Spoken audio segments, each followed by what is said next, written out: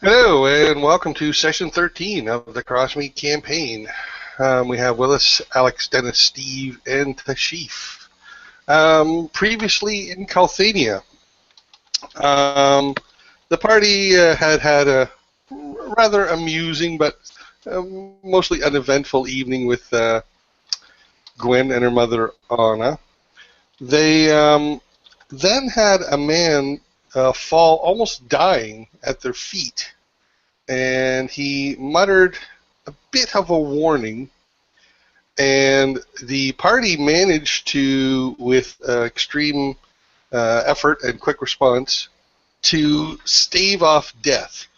And he is currently unconscious and hopefully recuperating in the Temple of Joaquin.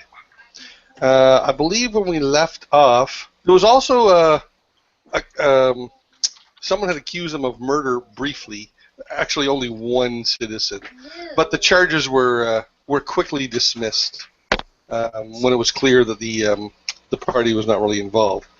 Jawdat and Talrun managed to track down a set of saddlebags that had been hastily tossed into the into the back behind the slag pit by a would-be horse thief who was really more of an opportunist and not a very good liar. And so the party has just recovered the saddlebags, and I believe Grim and Balmera were in the 3 at the time. Yes. So it is the evening of the 21st of Leafall. You've been in Crossmeet for 11 full days now. And we're going to start with Jawdat. You are, I think when we last left you, did you gone back to the 3, or are you still behind the slag pit? When you left off, we left off last time. Myself and my dialogue impaired companion. Yeah, somewhere. Great adjective. We're staring at this saddle and saddlebags that had just been urinated on behind a now even more sleazy establishment.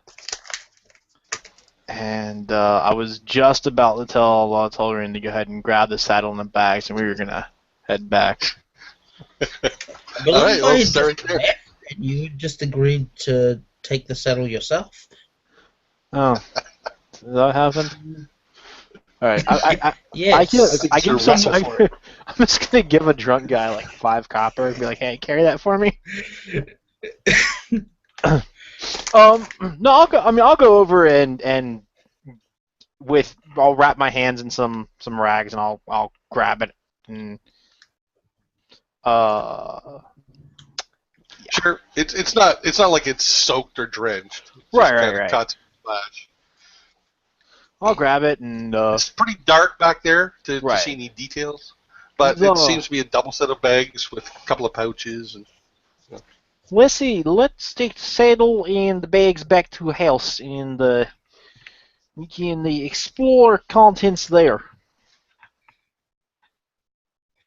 Yes. That is what we should do with the saddle. Yes. And in the morning, we must see man about stolen horse, because horse is stolen. Indeed. What did we decide to do? Did we decide to go get the guards? As far as the stolen horse goes?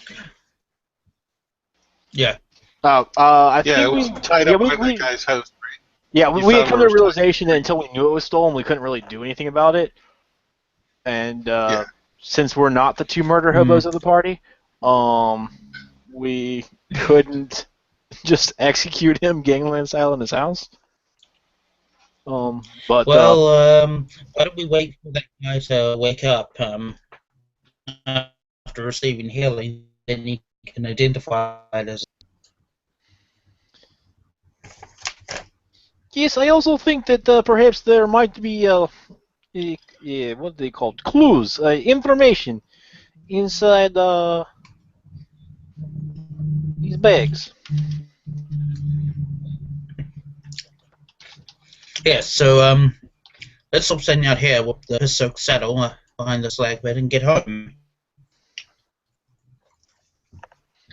Okay.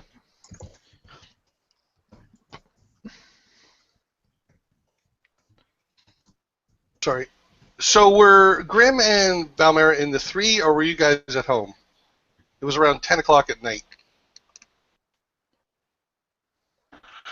I thought we went home. Yeah, I think we stayed home after the cops came and saw us. Yeah. Because it wasn't time for the big party, so I think we were at home at that point. Yeah. Okay, so having dropped the body off at the Temple of Joaquin, you're in your house, and Jadat and Talrun arrive at home, and they have these saddlebags with them. Grim Balmera, you'll never guess what clue we found. I can smell what clue you found. He says as I'm saying. Yes, come closer and take a look, everyone. Where did you find that? Yeah, the horse is in backyard up street, and this was discarded in a bush. I'm just nodding along with him. Okay. Well, does the saddlebag have any markings on it? No, not on the outside. No. I'm asking. Balmera is not touching it. Yeah, not that I see. Perhaps there is something inside. And so I'll detach the bags from the actual saddle itself, and then take the bags over to like a table and dump. Hey. Okay, to clarify, there's no saddle. There's just saddlebags. So where's the saddle to the horse? You did see signs that it, might have worn a saddle, but you saw no saddle or found no saddle. So they found the saddlebags and not the saddle. Right. Correct. So in the saddlebags, they're mostly empty. Okay. In one side, you find about a half a day's rations, just typical trail rations, jerky, hard bread, about a half a day's worth for one person. There's also some loose coins at the bottom, 16 gold, 6 silver, and 8 copper pieces, and they're just in there in a pouch inside the main pocket. What you say? 16 gold and 16, how much silver? 6 silver and 8 copper, 8 commons. In another pouch on the other side, the opposite pouch, you find just traces of animal feed, like maybe a half a handful, And finally, in one more pocket, you find some old paperwork. I shouldn't say old. It just, we'll say worn paperwork. Several slightly curled pieces of parchment and slightly tattered. That kind of thing. Sorry, can you repeat the last 2 things for me? Mine is just really crappy today. Okay. So there were half a day's some traces of animal feed, and there were some pieces of parchment. Maybe half a dozen pieces of parchment, maybe 8. That's frayed and tattered a little bit.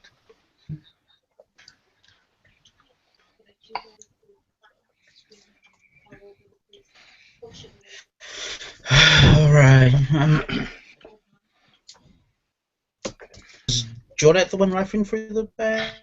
Well, he emptied it on the yeah, I dumped it onto the table. As he emptied the coins, Balmera will stack them in 4 stacks.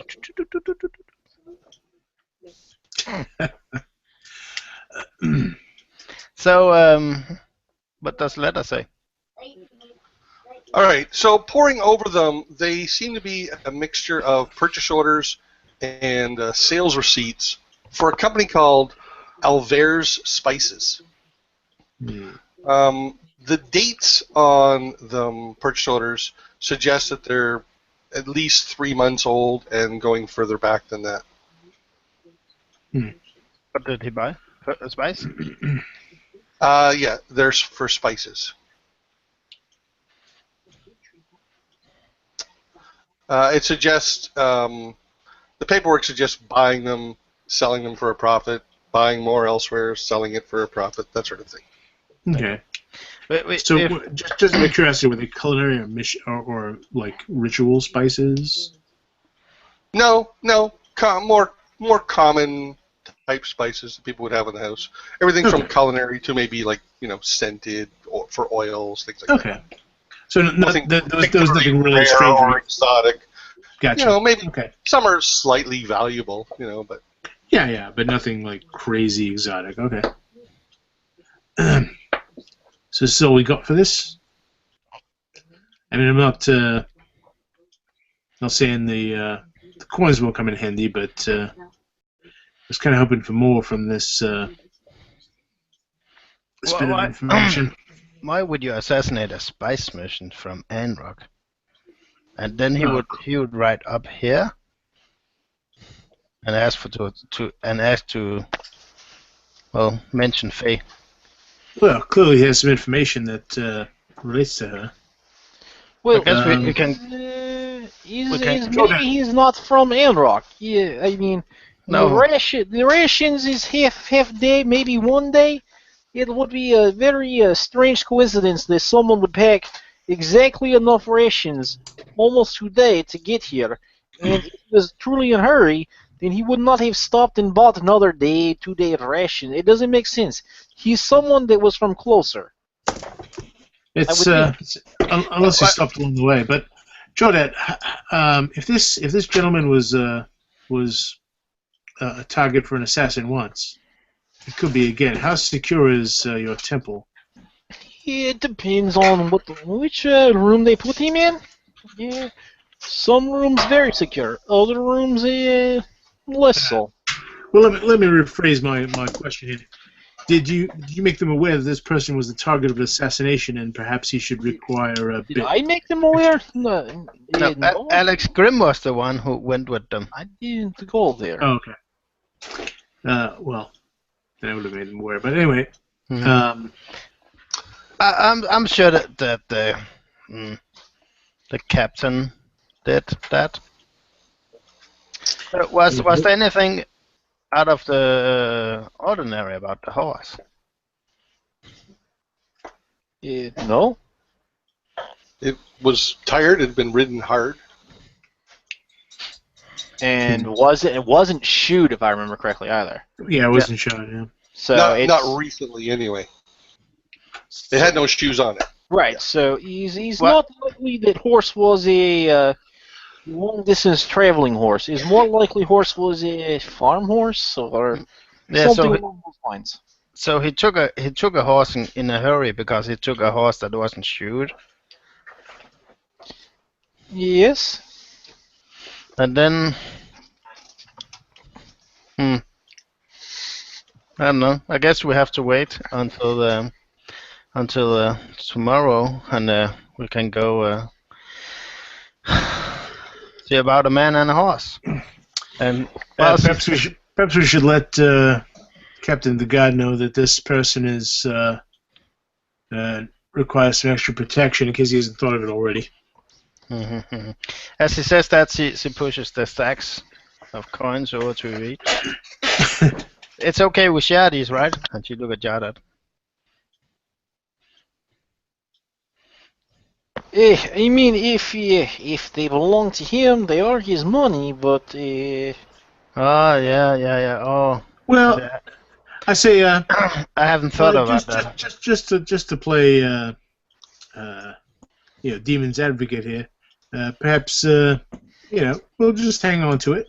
Yeah, let's hang on to it. We don't want to go to jail over this little coin. Well, not only that, but of course, Jordan did expend a rather lucrative spell to save his life, and I used some of the ointment we got. we used some of our ointment. We put him in the care of others. I think this is fair payment for our services at this point. Unless anyone disagrees. Well, we still can't keep it without his consent, though. Oh no. We'll of course speak to him of it if he survives the night. But Okay, so for the time being, I will keep the coins, and we will share. We will divide it if need be. We will also have to, at some point, retrieve his horse. Yeah, although his chance is not his horse. It's maybe just horse he borrowed.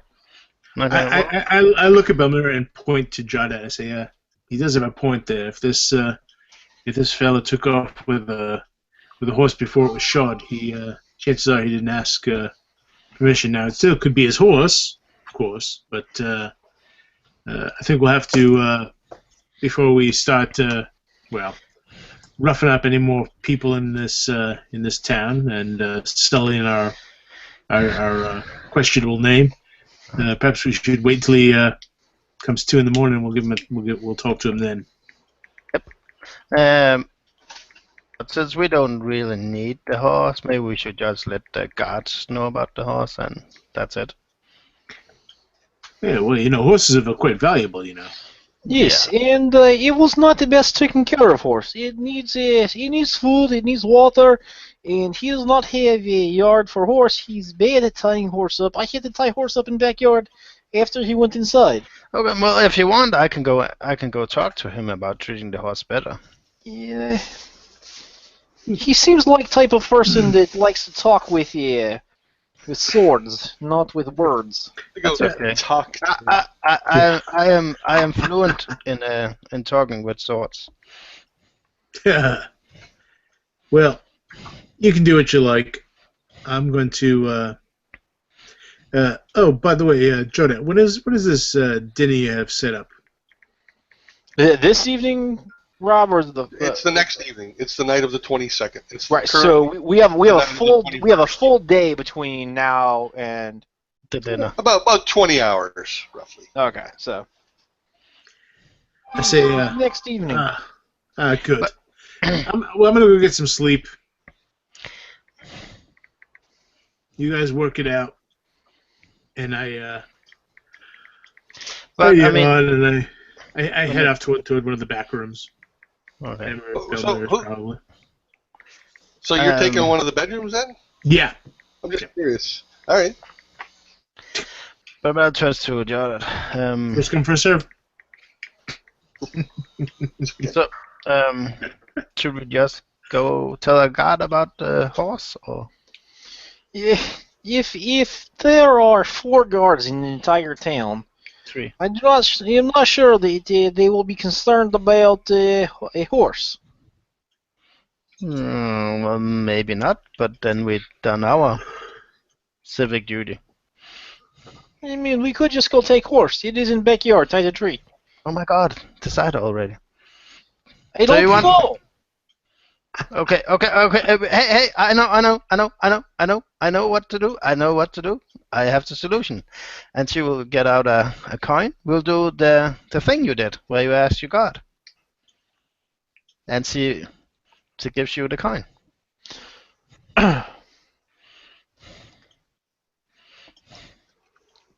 Nothing. All right. Let's see.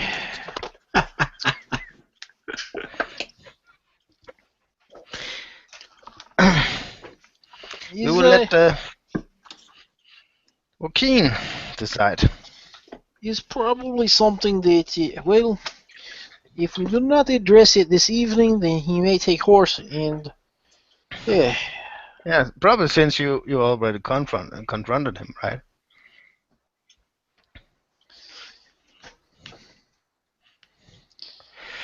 Yeah, well, guard house is close. We can just go ask. And if no one is there, then we will go take horse and bring it back. Or you can just ask Joaquin. I'm not sure that this is a question that you bother God with. After all, she is a goddess of merchants, not goddess of lost horses. I take my coin back.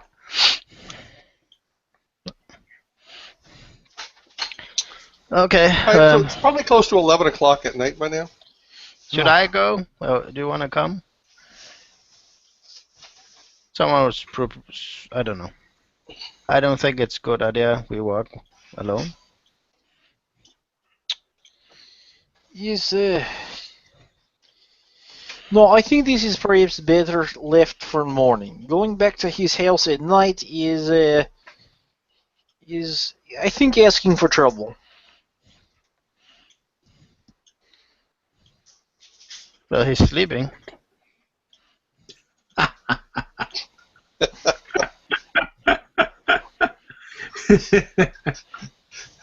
Belmera, aka Judge Dredd. I mean, I'm just saying, if I was in the business of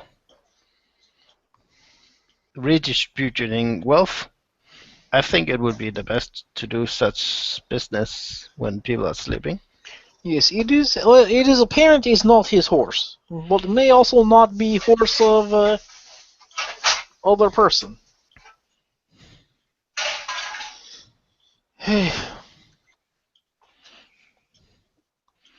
Yes, I say. Yes, Okay.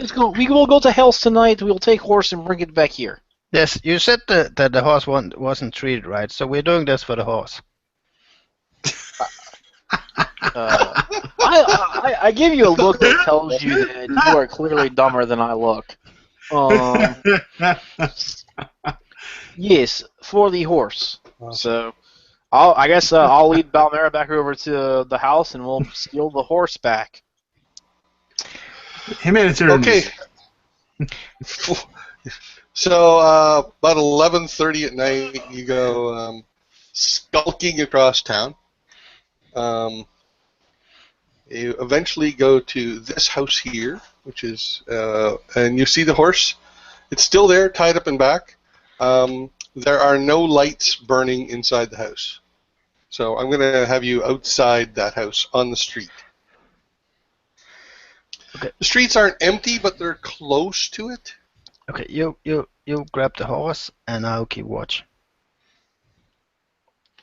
Okay.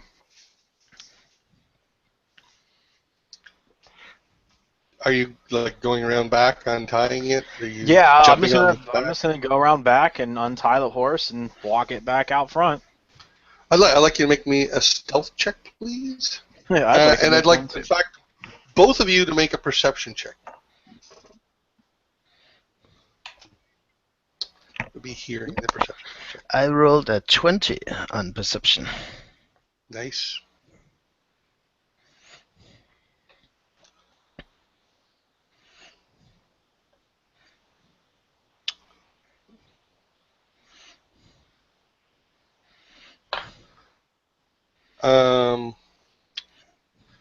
What about you, Jodette? What did you roll? Total of 12. Okay, you can both hear faint snoring coming from within the house. What did you get on your stealth check? 14.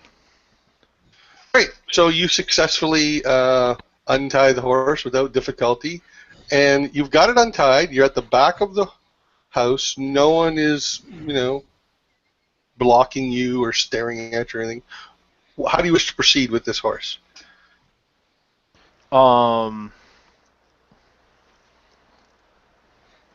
Quietly. What I mean is, do you want to lead it like through the backyard to the grass, or do you bring it back out to the street? Like, how do you get it back to your house? Do you hop on its back? No. So we came up that way, went there. Well, how the river stream thing that runs through town? How wide is it? It's not wide enough that you could easily jump it, but there are infrequent bridges. There's probably another bridge in the middle here across it. You could probably jump it with a good run. All right. Well, then I guess I'll It's not deep either. A couple of feet. right. I'll just take the horse through like the grass and stuff, and then cross that way. And maybe once I'm back over near Fair Skins, I'll come back onto the street. All right. You get back on the street. A couple people glance your way, but that's really not abnormal, especially for you, Jawdat. And you make your way back along Workers' Way to the house without being accosted or any attempts to stop you. So you now have this horse back at your house. You have a mule and 2 donkeys, I believe, or 1 donkey and 2 mules. I can never keep that straight. And, 1 donkey and 2 mules, I think. Thank you. And they're just sort of tied to like a tree or a branch. You don't have any large trees near your house, but you do have some small, skinny ones. We're gonna have to build a stable soon. Yeah. You get 4 pieces of crossfire. I'll follow Jordan out to our growing herd, and as he ties up the horse, I will go fetch a bucket and fill it with some water for it. All right. Okay. So you're doing all this. It's about midnight. Balmera, I'd like you to make me a perception check again, please.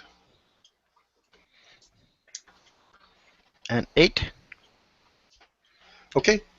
So you fill up the water and the bucket and the place in front of the horse, who laps from it rather thirstily, and the donkey and mules bray a little bit, but that's about it. It's about midnight. All right. Well, I'll pat the horse on its neck and check on the donkeys, untangle Scoot's foot, and go inside and go to sleep somewhere. Okay. So the night passes. It's the next morning of the 22nd. And you awake. You hear a slight, it's not quite a knocking, it's more of like a bumping against the door. Who wakes up first? Tell me. Larsen, room break. Wakes up pretty early. I think I'd establish his routine is like that. Okay, so you hear it first then. It's not like a knocking, it's not steady or consistent sound, just it's occasionally boom, boom, boom. It takes Storeroom quite a while to. He's just kind of sitting there, and for a while he thinks he's going mental because he just doesn't sound like knocking. So he thinks it's just some weird sound. Eventually, he goes to like look out the window. As if someone gently rapping on your chamber door. Nice, very nice, Alex. So outside, you see Scoot. He's kind of like nosing the door. I just stare at him. Has he kind of come out to the front door? Yeah, he came around from the backyard. He's got some leash like trailing along the ground, and he's just like nosing the door. I open it cautiously. I open the door and kind of slip out of it, making sure it doesn't. As soon as you open the door, he tries to come in. Yeah, that's what I'm saying. I'm only like opening it a little bit and trying to like slip out of it. Okay. So he clearly wants in the house. If anybody else wants to wake up, feel free. Just let me know. I get upset early myself because I went to bed early compared to the rest of them. So I get out into the living area, the common room, and you see Talrun fighting for his life. It's good. Well, not exactly. Yeah, I ignore that. I see Bill Mara asleep, and kind of like on the couch, kind of snoring. I don't make any kind of I don't really look at her specifically or make any kind of weird expression, but I go over there, reach into one of my pouches, take out this little bit of bear grease, and I sort of just like spread it on her hand, and I put 2 copper pieces in her other hand, and then I go and set the fire for the day. Excellent.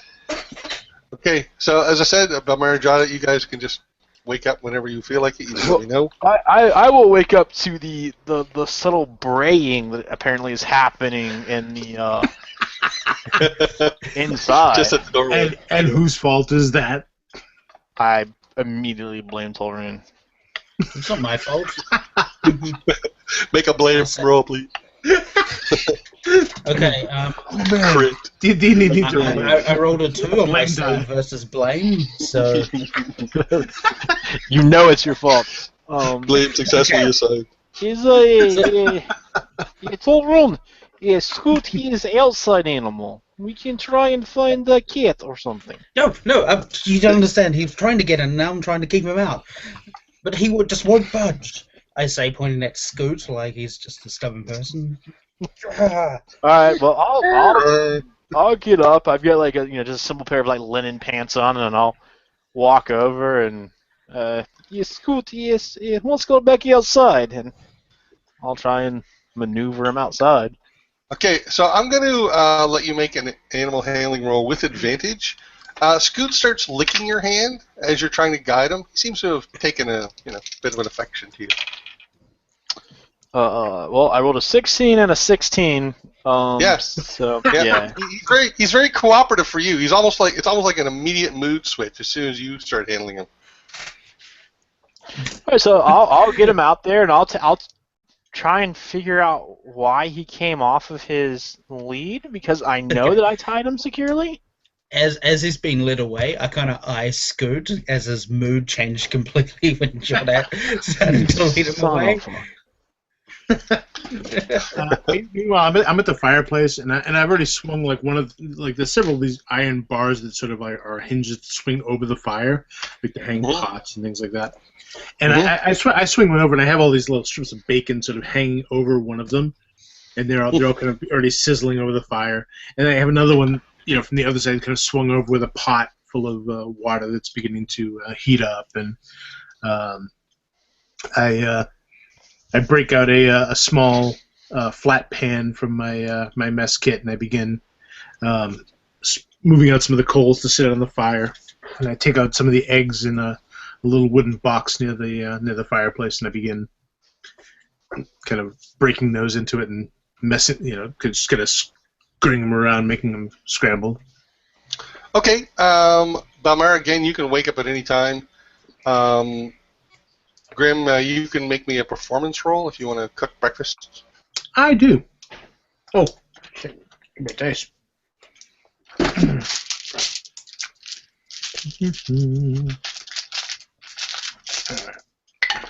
Balmar, I'm going to say it's increasingly difficult for you to remain asleep with the noise and the smell of cooking bacon. 15. So you make a decent meal. Decent, yeah. It's hard to go wrong with bacon. Agreed. Okay, and Balmar, jump in whenever you like. The suit will come out. You rolled an advantage on breakfast. You have bacon. No, you were out. You were sleeping out in the front. You were too late getting to bed. Yeah. All the beds were taken. Unless you're gonna sleep with the next wizard. What? I have my room. Yeah, and Grim probably fell asleep inside it. So. Yeah. I guess the assassination fairy just came visiting this night then.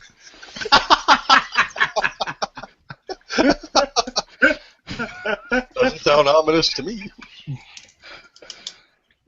Well, okay. So we'll wake On up the on plus side, in Grim's favor, reasons to not kill him. He is making bacon. I am making bacon. She wakes up, kind of. What is this? What sort of role is appropriate here? Just often when you wake up, you kind of do one of these, right? Yeah, well, I mean, you do it in your sleep anyway. Yeah. Okay, so you convince me you wake up with grease on your face as well as your hand. Yeah. But you have Well- two commons in the other hand, so plus. I just imagine you just slapped yourself in the head and it hurt more because there were coins in it. We'll do red coin imprints. Yeah. Copper coins in front is like this size. Extremely heavy. See, she wakes up and her one side of her hair is going like this and the other is going like this because of all the grease. And she kind of looks tired and annoyed. Grumbles a little, go over to the table and sits down and eats some bacon. All right, it's pretty good. Out back, Jada, you find that the other three animals, the 2 mules and the horse, are still tied up well. You do see that the branch that the scoot was tied to, the reins were wrapped around, has been broken off and is lying on the ground, and it was a fairly thick branch. So if Scoot did this on her own, and it's not impossible, she was determined. All right. Well, It's not the first time she's gotten free. So. I'll go. Just eyeball the branch and where it came off the tree, and then look at Scoot. And it is broken though. It's not like been chopped off, right? Yeah, you can see it's actually like been ripped, and there's even like a little pit where like the bark has peeled from it being like torn away. All right. Well, I'll fasten Scoot to a different branch, and I'll go ahead and feed everything while I'm out there, realizing that I now am going to need even more feed because I have a horse to take care of for a little while. So, Hey, and just as a side note, we just spread a yawn across the Atlantic. That's pretty cool. yeah. It's a yawn wave.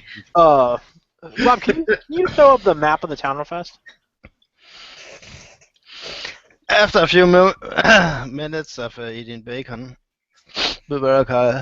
So, what happened to the wizard Nook? As he looks at Grim. The what? The wizard Nook. The wizard Nuke? Hmm? That's interesting. Who's Nuke? What's You new? know what? What's new? He wanted to make a little sleeping quarter for himself, and Nook.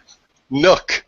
Sorry, I heard Nuke nuke. is- Like, Yeah, N-U-K-E. That's what I heard. We was all like, heard Nuke. yeah, Nuke's a lot sorry, less. I was like, what you the drove hell an accident. happened when I You was drove an there? accident throwing us off there.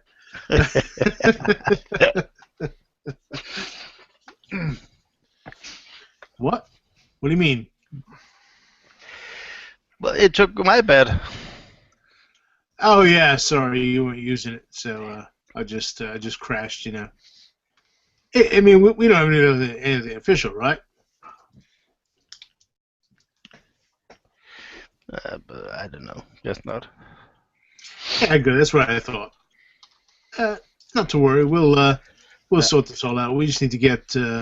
Well, actually, I want to sleep out here because I don't know. I think the cooking. Honestly, I don't mind sleeping out here. It's just you guys were all still talking and. Yeah, but the no cook. idea. I mean, my hair is so greasy. I think Why do you have grease all over you? I got some cooking grease on me or something. Yeah, that's weird. Well. And apparently 2 covers. We have a big night ahead of us. I was thinking though, we really need to sort of, aim a bit higher. We're Yeah, at this about point, that. since we're Can't we kind of like just not do that? I'm not really Yeah. in the mood. not do what? The whole dinner party. Well, you can. Well, you don't no, have to well- go if you don't want to. well, No one's twisting your arm. Well, we sort of have to now, but Like, if we do. you want to stay behind and watch the beasts, then Yeah, I guess No, that'd no, be no, fine. no. I don't want to watch the beast. I don't even like the beast. Yeah, well, what are you gonna do then? While we're I don't know. I thought maybe we could building our reputation. go outside, look into the roof rates or something like before the snow Well, starts. hey, look. You know, when I was a kid, I heard stories of adventurers going into delving into dungeons and so forth. And Uh-huh. as much as I would love to do that, and would love to find that sort of thing, sometimes this is the reality of the situation. We have to, we have to spread a reputation, and And that's I think cool, Jordan is. but I don't think we'll get much work based on our reputation as being hosts and hostess of a dinner party. Well, And besides, I've been to so many of those. They're so boring. And they can be. They can you're be. supposed to sit nice, and you're supposed to have polite conversation. You're supposed to find. It's so boring. Well, So boring. well, this isn't a ball. It's just a tavern dinner, right? And we're Boring. just If you could okay. Say we didn't go to the tavern. What would you suggest we do? I suggest we go out and crack some skulls. any in particular? Just skulls in general? No. I'm pretty sure that they would loose the 3 city guards upon us and would be in jail before nightfall. Okay, we could go to that other town and see about that boy. We could go out and check out. Those are nice suggestions, but I feel like we've made a commitment here, haven't we, Grim? Well, uncommit. So soon. Well, People it's won't sort of, hire us as for anything if they think we're just some dirty, good-for-nothing flim-flammers. I don't say this lightly, but I think Dorun has a point. Look, it's nice to get something to food to eat, and last night was fine and all that. But I don't know. I have an idea. Clearly, your personality and other attributes sort of lend themselves to a different sort of venue than, say, a dinner. Yeah. No, as he takes the last piece of bacon. I'll sort of take her aside from Tolru. No. She finds again. No more talk.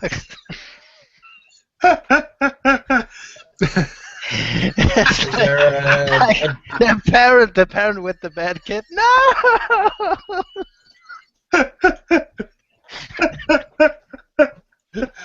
I think there's a joke here. Listen, Toru. Sorry, Belmera. What are your names? You both look alike to me. The point is. What?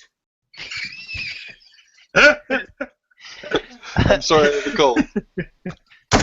Grim, you have gone too far this time. Well, you can't hear me because I'm talking to Belmera. So I took Belmera's side. And I say, well, look, you could look at this dinner as a negative in that we're sort of just wasting time, or you could look at it as an opportunity. Mm-hmm. You know what I'm saying?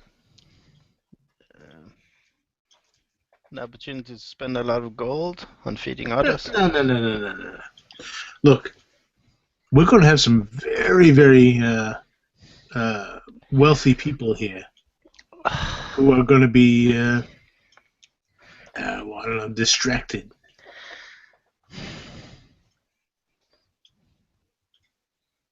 Oh. Well, yeah. We're going to be talking to them and I don't know.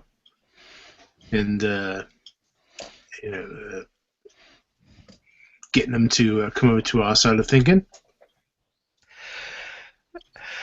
Okay. I'm just saying. Okay. That I'll if tell you other what. things were that if other things would happen outside the 3, no one would know. I'll be the silent partner, and I'll let you and Yada then. I guess Tolvin doesn't. I mean, okay, I'll let you, Yada, and Tolvin do the talking. I'll be the silent partner, Maybe that's best. and I might have a pint or so for dinner, just to calm my nerves. I just put my hand on her shoulder. Whatever you feel you need. Hmm. Might want to wash up first. No, she has become a drone slayer, so she will keep the. Do we have a? I guess we don't have a bathtub, but do we have any No. washing facilities here? Not really, no. You have barrel of water, clean water. Yeah. There are wells, there's a river, and there's swimming hole that you know of. Yeah, I'm not gonna. I mean, that will be the first character that died from pneumonia. I went swimming in the window. Okay. Is something wrong with that? What? Since breakfast is already done, I'm gonna take my clothes. I'm gonna go to the tree and I'm gonna get a bath, and then I'm gonna see about if my clothes is ready. If you're what? If my clothes is ready. Well, the the clothes person you're getting the clothes from is coming to the meeting tonight. Well, she's gonna check on them anyway. Okay. So at the 3, you can cross off 5 commons for a bath. Well, you know what? It makes more sense that I'll check on my clothes now, because if they are ready, I can just take them. Wear them for the event. Yeah, but get out of these rags. Well, wait. Yeah, I'm convinced, and you convinced me. So yeah, you can certainly check on your clothes if you want to see if they're ready. What do the rest of you want to do? So Balmera heads off to the 3 for a bath, much needed. Alright, so Balmera leaves, and I turn to him. So you remember that golem that I ran around away from the foundry yesterday?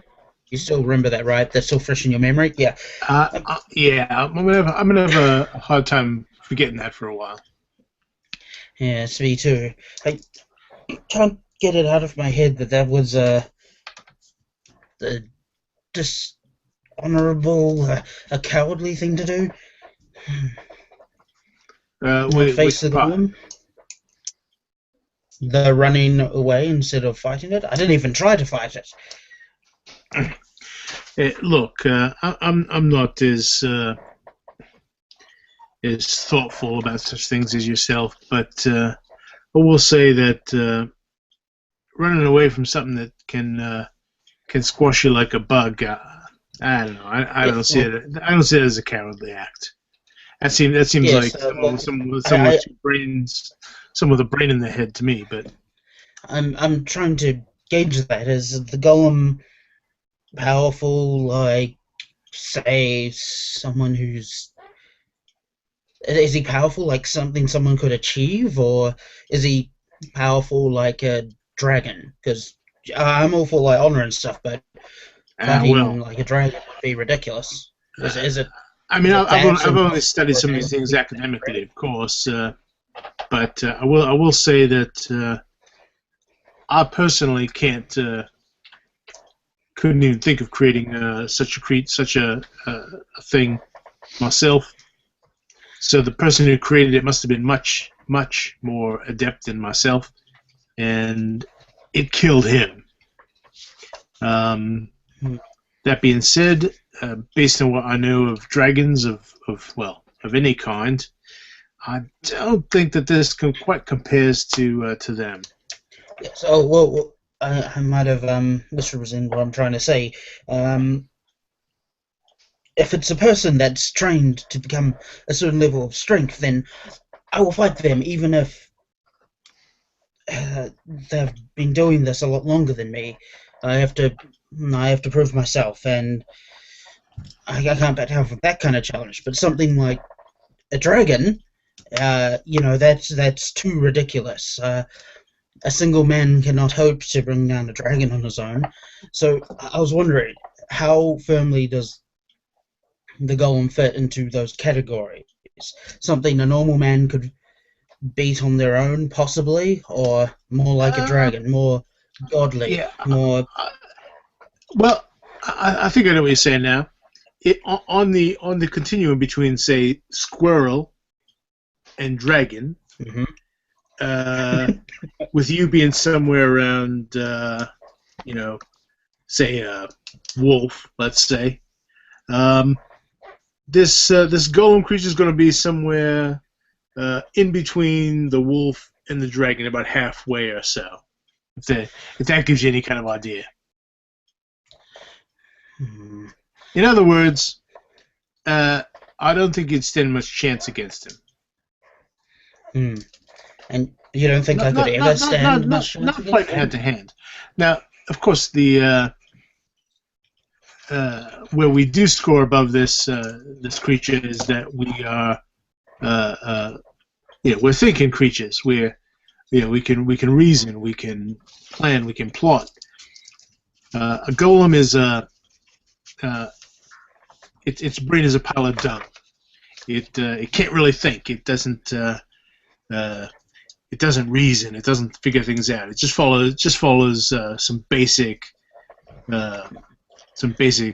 instructions. Protect this door, kill anyone who comes within this space, that sort of thing. You know what I'm saying? So that's where we, and I kind of gesture to myself and him. That's where we score above this thing, and that's where we can win, even if we can't fight it toe to toe. So you remember we between us we discussed the plan of perhaps digging a big hole, letting the thing fall in. I mean, that's still a good plan if we had the time and the resources to do so. But if you're talking about going on, punching and kicking the thing until your hands and feet bleed, personally, I wouldn't recommend it. So what you're saying is that not only a contest of strength and wills, but a contest of minds, and its strength is mighty, its mind isn't, and that was the way to I kind of beat best. I kind of stepped back from him, and I had this weird sort of moment of clarity that he sort of never felt before. He kind of surprises himself. Well, do you think that the mind and the body are ever separated? I mean, you as one who fights with his hands and his will. Your mind is part of that, isn't it? Okay, he had an epiphany, and now Tolerant's having an epiphany because suddenly a bunch of stuff that his masters have been saying makes a lot more sense. I think so. I think you're right about this, Grim.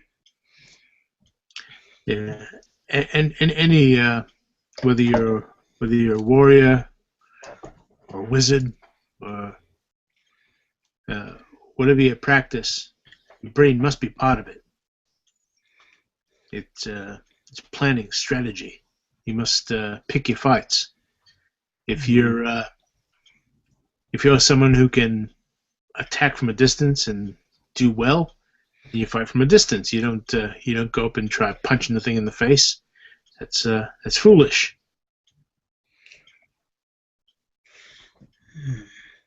This is this is most interesting. I wouldn't have considered this. I wouldn't have even listened to this a week ago.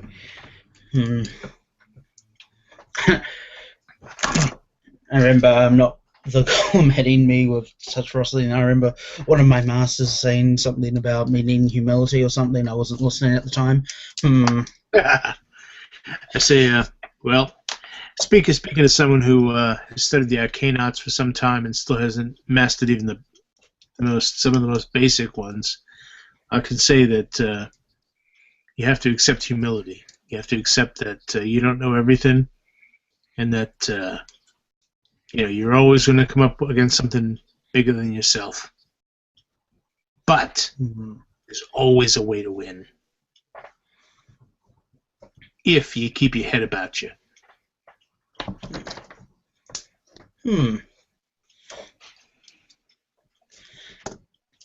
Thank you, Mr. Grimm.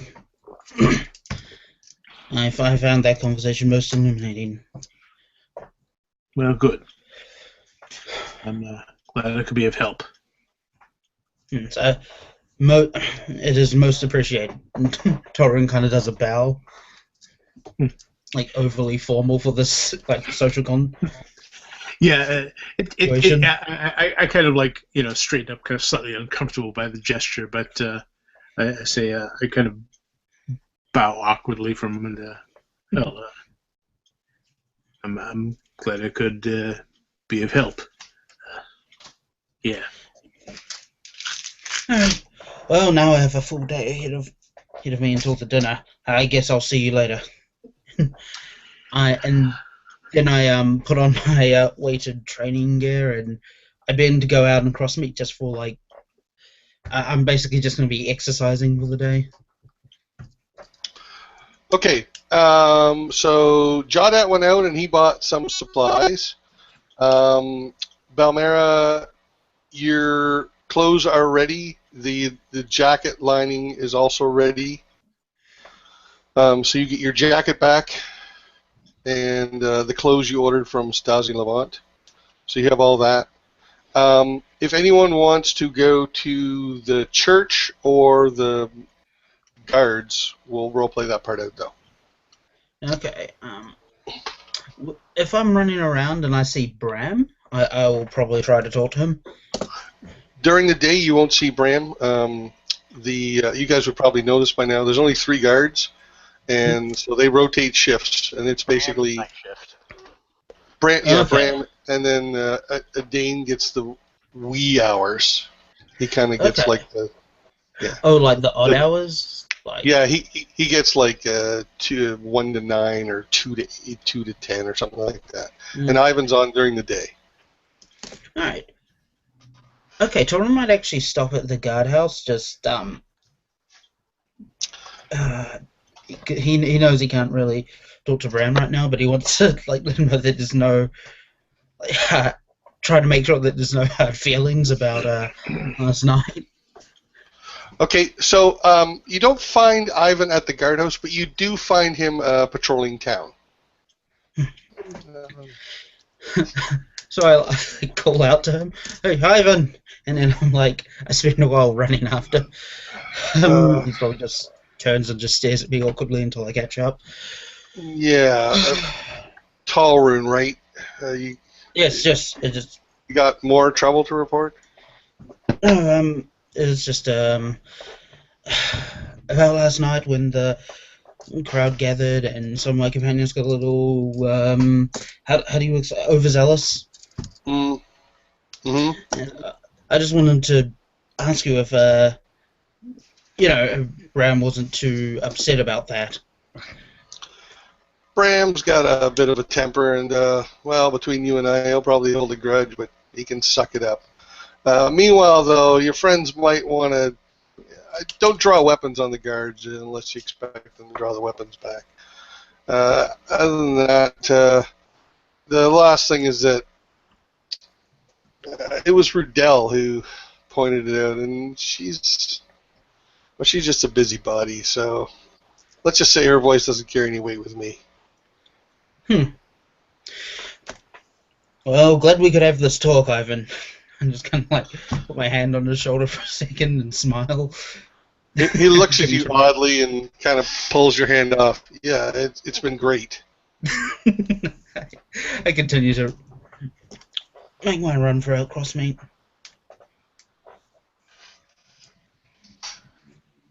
Okay. So does anybody want to do anything other than the shopping and stuff I mentioned before the dinner party this evening? Yes, if they're all back at the house at one point Okay. before the Sure. dinner party. Sure. Say late afternoon. Should we go up and check on the courier / spice merchant? My plan was to stay at the house and look at the possibility of transferring spells from Silas's spellbook to my own. Because I have 2 spellbooks now, so it's a bit cumbersome. So. Right. I thought Balmera was still in possession of that, but she might be more than willing to share it with you. Well, Well, she gave it to me, I thought. Oh, okay. I mean, I got no problems. It's in the house, so it's not like he can't get access to it. Okay. I guess we need to share it because I'm not really sure if I need a spellbook or not. I just kind of assumed that she learned it from it. But I guess there's no... You can copy the spells you need, right? Without ruining the book? Sure. It just takes a little time, but I manage I can get it. I'll need some rather expensive supplies, but I have enough to get at least a little bit right now. Yeah. So I can get started. The as you must know, I say to her, it requires some rather exotic inks, which, although they have in town, it is a bit pricey. Mm-hmm. She nods. But I'm working on the first one. It's not too challenging, but it takes time.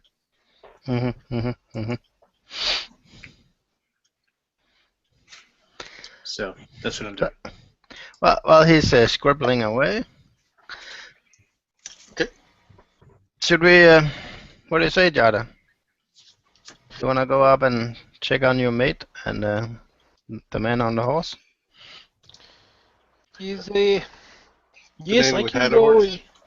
I can go inquire about the rider and see if he's okay. Yes, it's possible he will not be awake yet, but I can ask. I think you should do that. If anything is bad, I can come back and get you. If not, then I will come back. You will get ready, and we will have dinner. Okay. I'll just idle my time away with my jean shirt. Okay.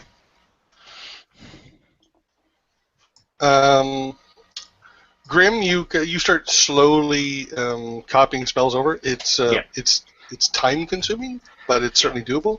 Pick any one spell you want right now, and you can add that to the book. I do so. Jada, you arrive at the church and meet with Eppin.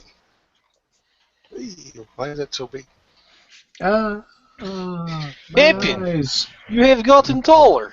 A growth potion gone wrong. What big chest you have. That's it, yeah. I see you have been eating well. We try it again.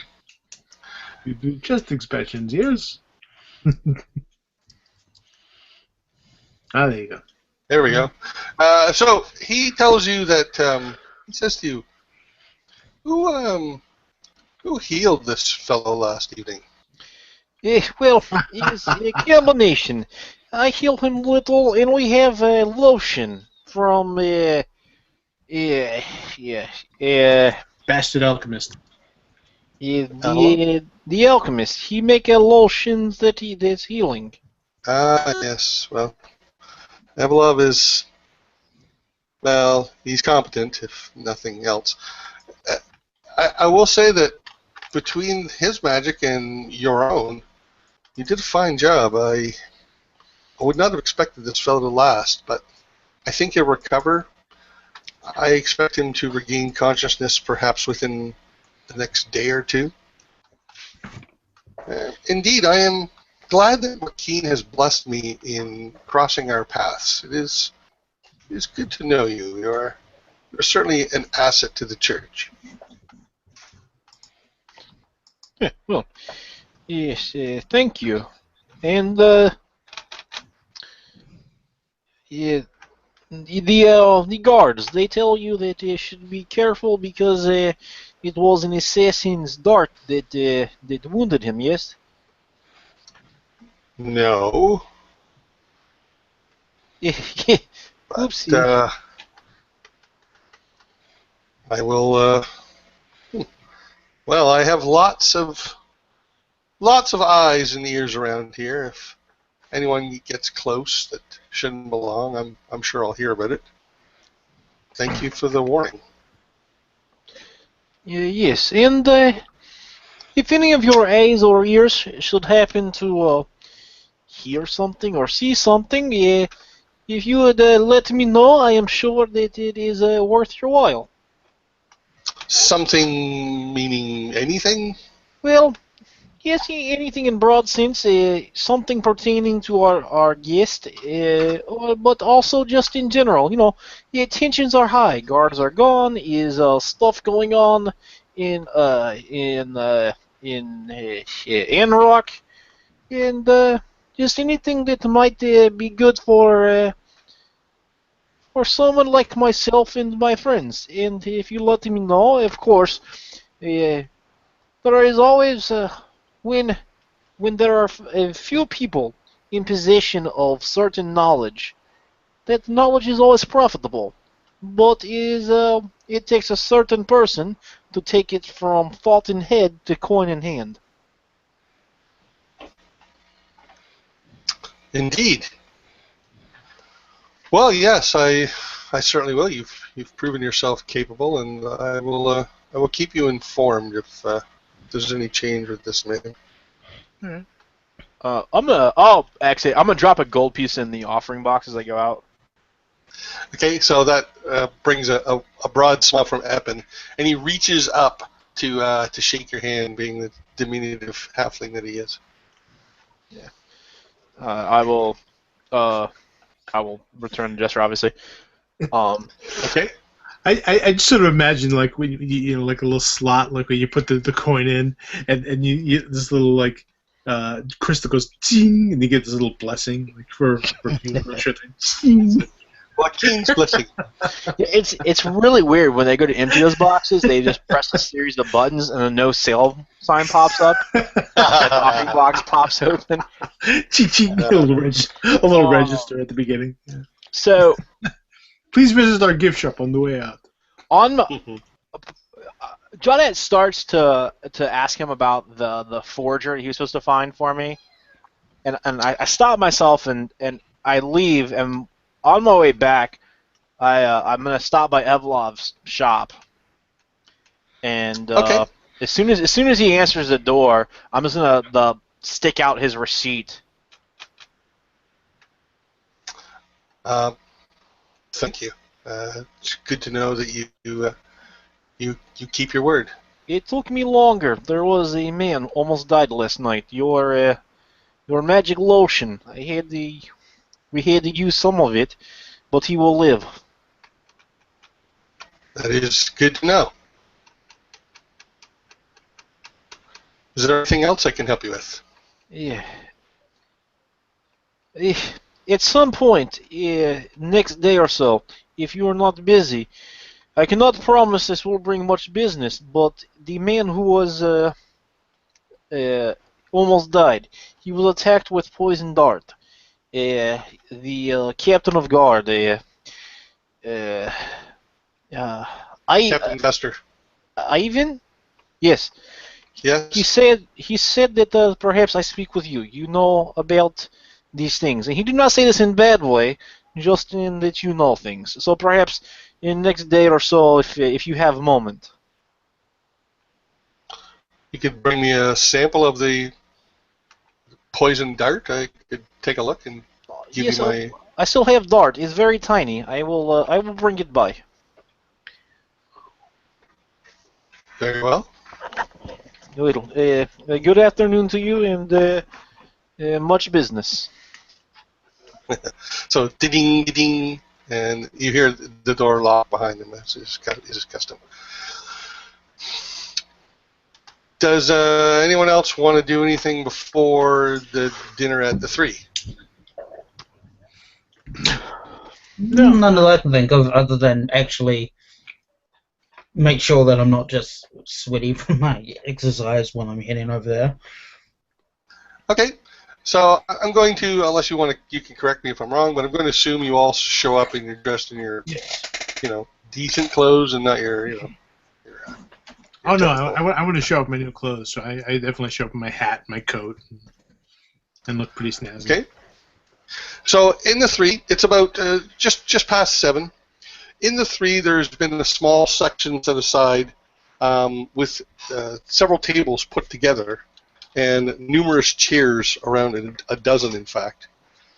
And so you have your own little semi-private section. It's not walled off or anything, but there's a definite gap between where that is and the rest of the tables and chairs. The 3 is a large place, though.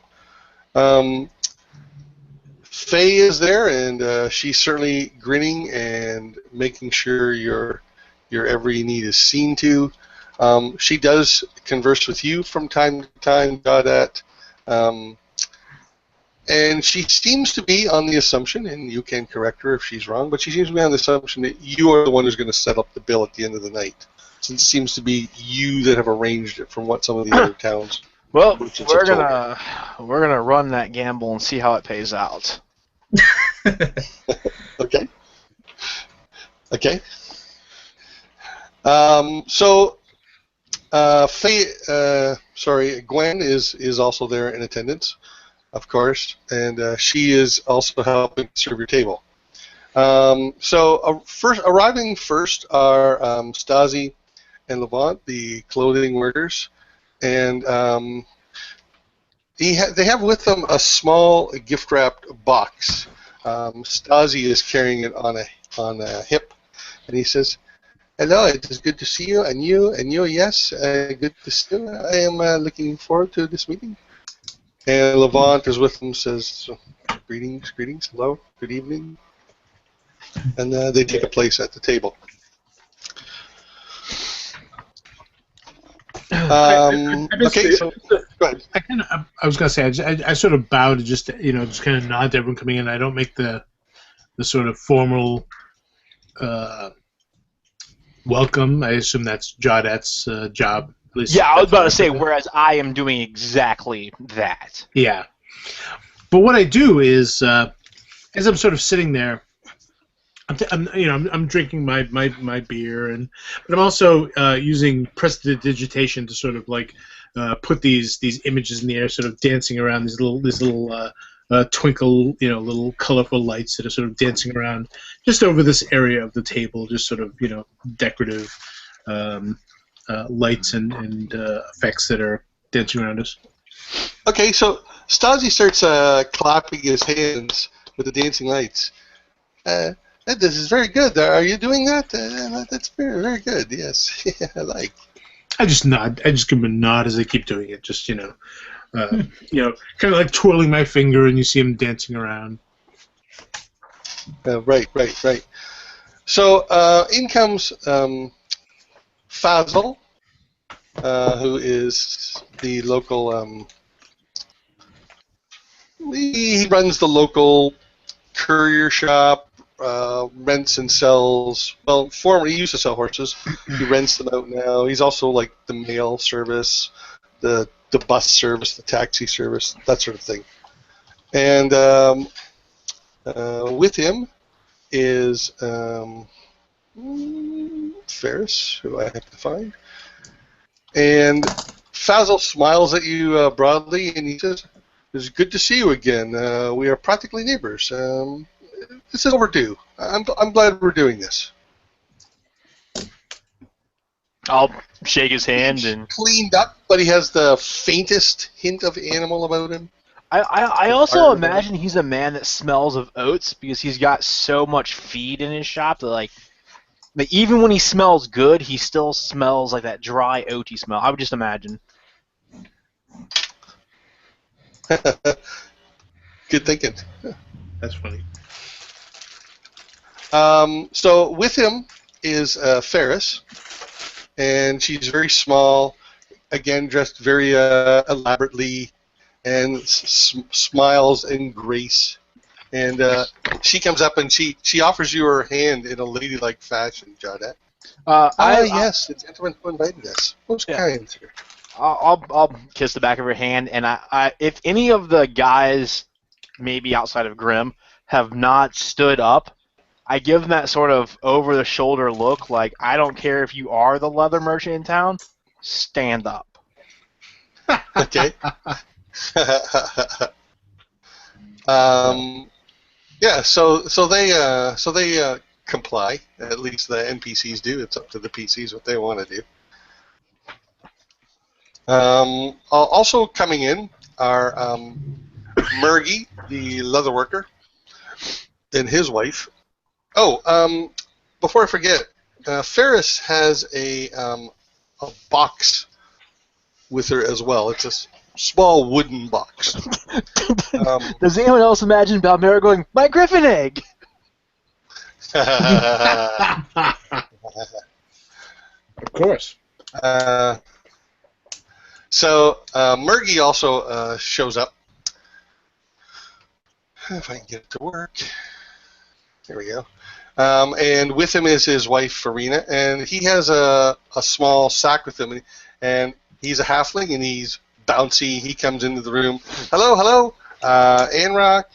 Outside of Anrock, the desert, and he looks at you, Grim. Somewhere outside of Bryce? I'm not sure. I'll get it. I'll get it, though. And he sits down at his seat. He smells faintly of tanning chemicals, even though he's tried his best to, obviously, cover that up. His wife, Farina's with him, also a halfling. And she smiles at you, and this is really good. Not enough people in Crossmeet do this. Get to know their neighbors and become friends. Good to meet you. It's Jawdat? Yes. And at that question, I will make the introductions for everybody. This is Grim. This is Lady Belmira. This is a Tolroom. Oh, it's Nice to see all of you. pleasure to meet you. There's lots of handshaking, reaching across. Hello, hello, hello, hello. There's quite a bit of that. Gwen comes up to the table and says, "Are you ready to order? Would you like to have some drinks first? Perhaps some wine?" I turn and look at Stasi and Levant, and sort of, I have my hands sort of elbows rested on the table, and my fingers at the bottom of my lip, and I just look at them with sort of a very open face that it's their decision. Oh well, whatever you like. I'm sure you can choose fine, and I like most any wines. You can ask Levant; he will tell you. Something suitable. They have a passable house wine here, if you like. All right. I'll nod and smile politely at Gwen. Okay. So Gwen says, will everyone be partaking of wine? All the NPCs nod. I nod. I also nod. Okay. Yeah, I nod. I'll nod. All right. So she goes off and she brings back 3 bottles of wine, which she sets on the table. She sets the glasses down, and then she leaves you to converse. Ferris says, I'm glad you invited me, invited us all. I've been looking forward to this dinner meeting, and I've not been in town long, and so it's good to establish friends and relations. Oh, well, yes, quite. We have not been in town long ourselves. Perhaps, what, Grim? Just over a 10-day, maybe. Yeah, give or take. But we are proactive individuals with a drive to sort of get to know the folks around us. I mean, the community is a cooperative effort, isn't it? Oh, are you from this community? No, I'm from some distance away, but I am looking for a place to set roots, and I must admit to being somewhat enchanted. I bow to it slightly by this fair community, and although I have seen some some tarnish here and there, nothing that can't be polished up, I'm sure. She sits in a boosted chair, which is not uncommon in these inns where you have a lot of small raised folk. And even still, she still has to somewhat look up at you, but she certainly smiles. And of the rest of you, are any of you local to this town? No, I'm all the way from Lenrock. Oh. She looks at you. I'm from just about everywhere. Yes, none of us are from here, and but Mary will take the bottle of wine, and I assume they also brought glasses. So she will. Yes. She will fill each of the people around the table's glasses with wine. But as my good friends here are saying, we do enjoy this quaint little town, and we are certainly looking forward to have new friends. And with that, I think we should make a toast. And she kind of raises her glass. To new friends. So Ferris raises her glass as well. I come from overseas myself. I've heard there's good opportunities in here. Basil and I have been exchanging correspondence. Yep. As he says that, she's kind of glancing towards Grim, kind of asking what. Grim raises his glass, of course.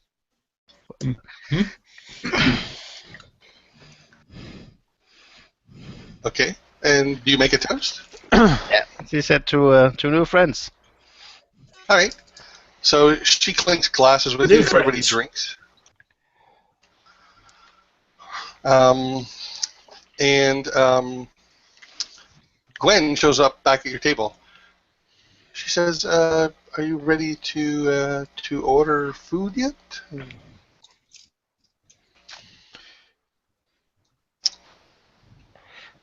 Ferris says, "I'm in no rush, but if the rest of you are hungry, carry on. I'm quite enjoying the conversation."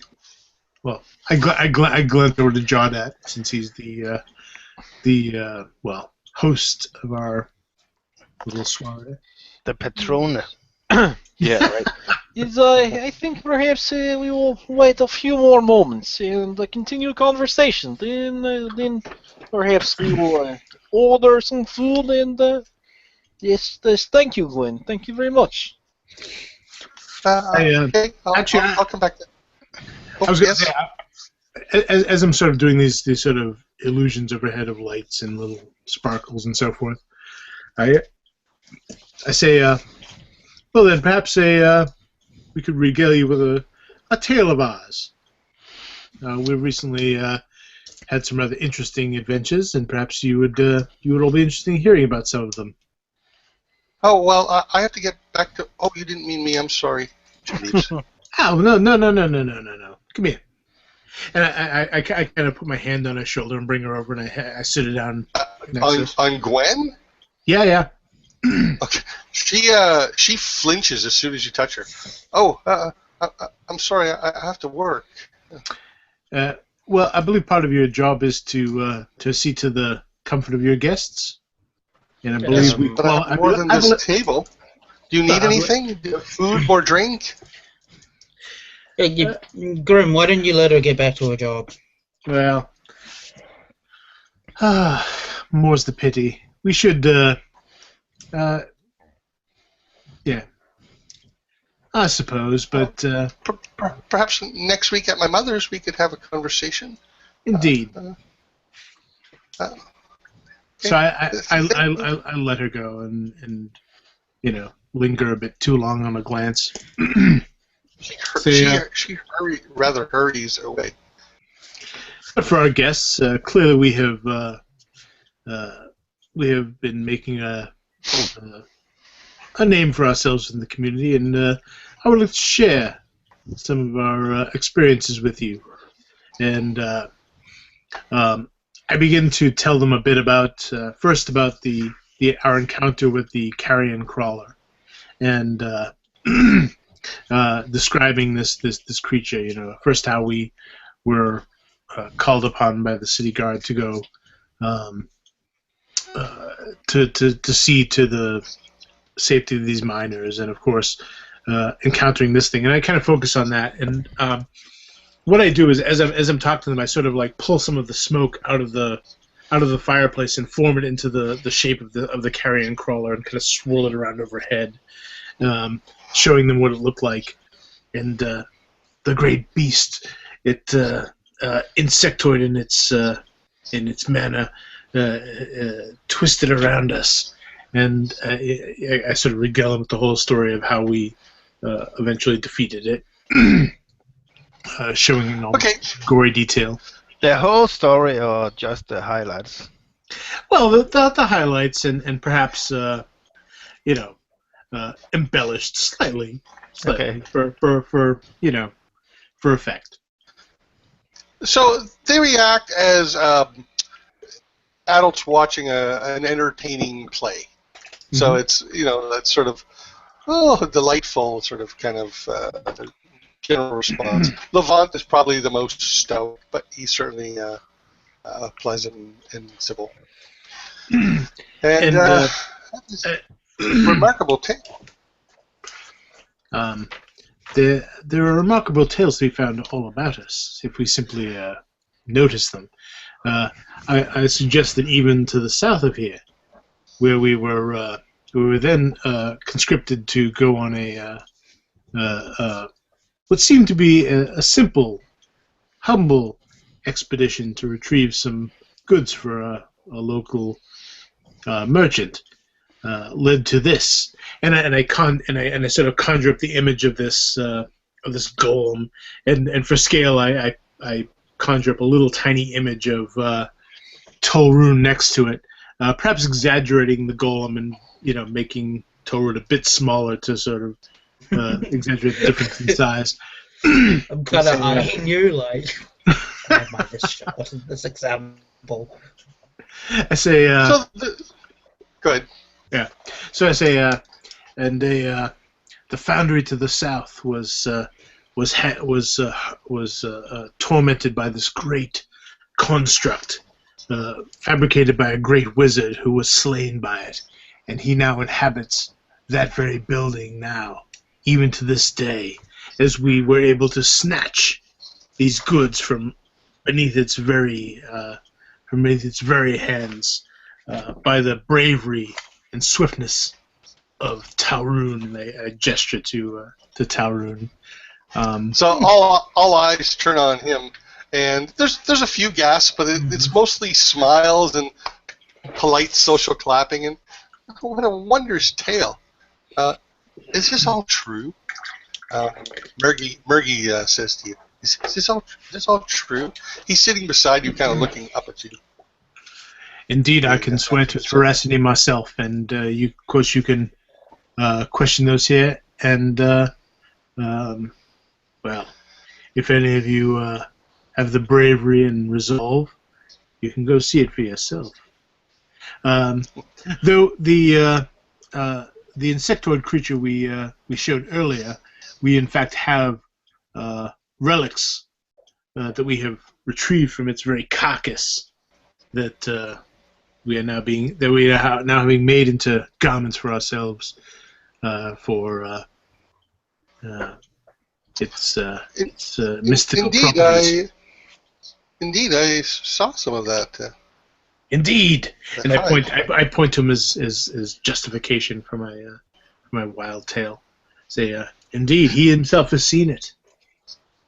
Okay, so at that time, Faye comes up to your table, and she says, "Is everything going well here? Everybody getting what they need? Would you like to order food yet, or perhaps some more wine?" Yeah. Yes, Faye. What would you recommend this evening? Oh, I have a fairly full menu this evening. I have roast ham, duck. We have some venison, if you like. What do you think, Jordan? We have some salmon. Yes, in the Belmera, to room. And let's see. Miss Ferris, opinions. What of these foods interest you the most? She says, "Well, I tend to eat non-meats, but that's merely a personal preference. I make no judgments." And Faye says, "Oh yes, we have some stuffed peppers. I think you'll quite like." "Well, that sounds delightful. Perhaps you could bring out a mixture of foods, and we could sample from the various items." That sounds like a great idea. I'm not used to the typical dishes of over here. As I say, I come from across the sea. Well, then, yes, I think a sampling of each of them, if that is acceptable, Faye. Faye smiles widely. "Well, that's great, dearies. I'll get right to work on that. I'll get the cook right to work on that, and yes, we'll get that up to you." And she moves off. Farina says to you, Fazl's wife. I'm sorry, Murgy's wife. She says to you, "Oh, I have something for you. I know that you're recently in town. You've only been in town a 10-day or so, and I heard that you have a home of your own. So I got you a housewarming gift."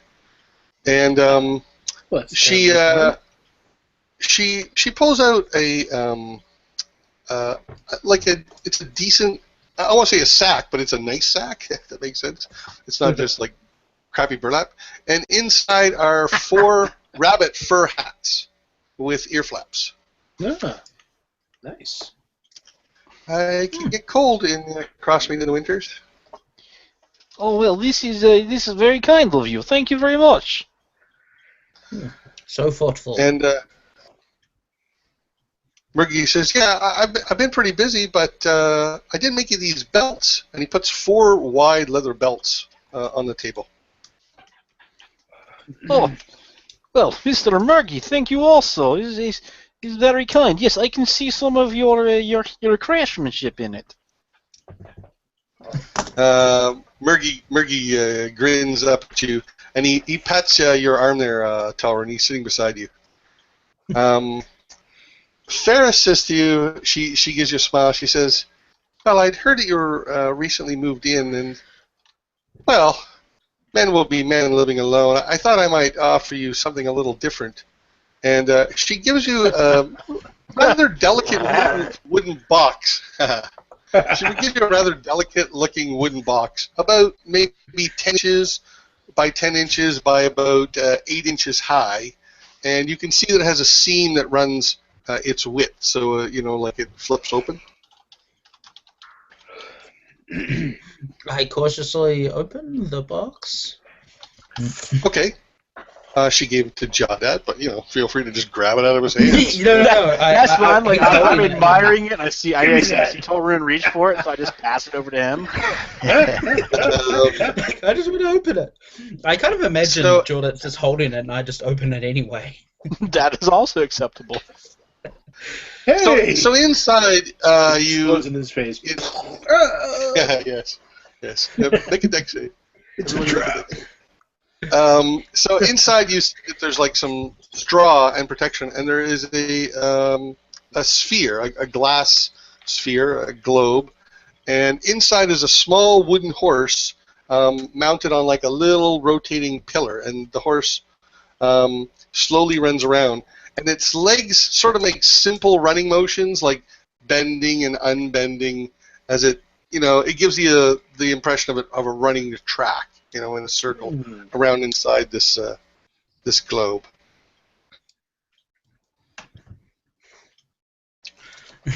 As you lean close to it, you realize that on each revolution, it emits a faint, pleasant scent, like a meadowy type scent.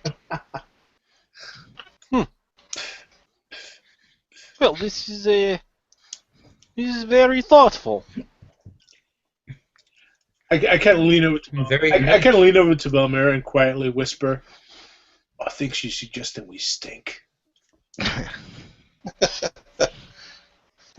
Never seen is anything very like this. intricate. Yes, it's very intricate and delicate. It's very, very wonderful. Thank you. It comes from my homeland of Norbreck.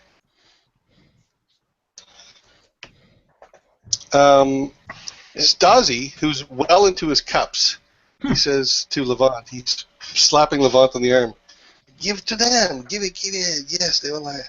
Oh, yes. And Levant reaches into an inner jacket pocket, and he pulls out a small wooden box, about maybe 4 inches by 4 inches by 4 inches. Well, this was mostly Stasi's idea, but it's certainly one I agree with.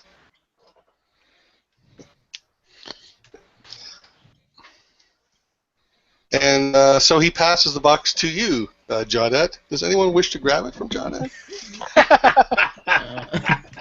All right. Well, I'll set it down on the table and open it. All right. So inside is a T-ball, like a metal T-ball on a chain, Yep. and a couple little pouches stuffed with tea. Oh. This will be very nice on those cold nights. Yes, it's very pleasant in the morning. You will like. Put a little lemon in there. It's quite good.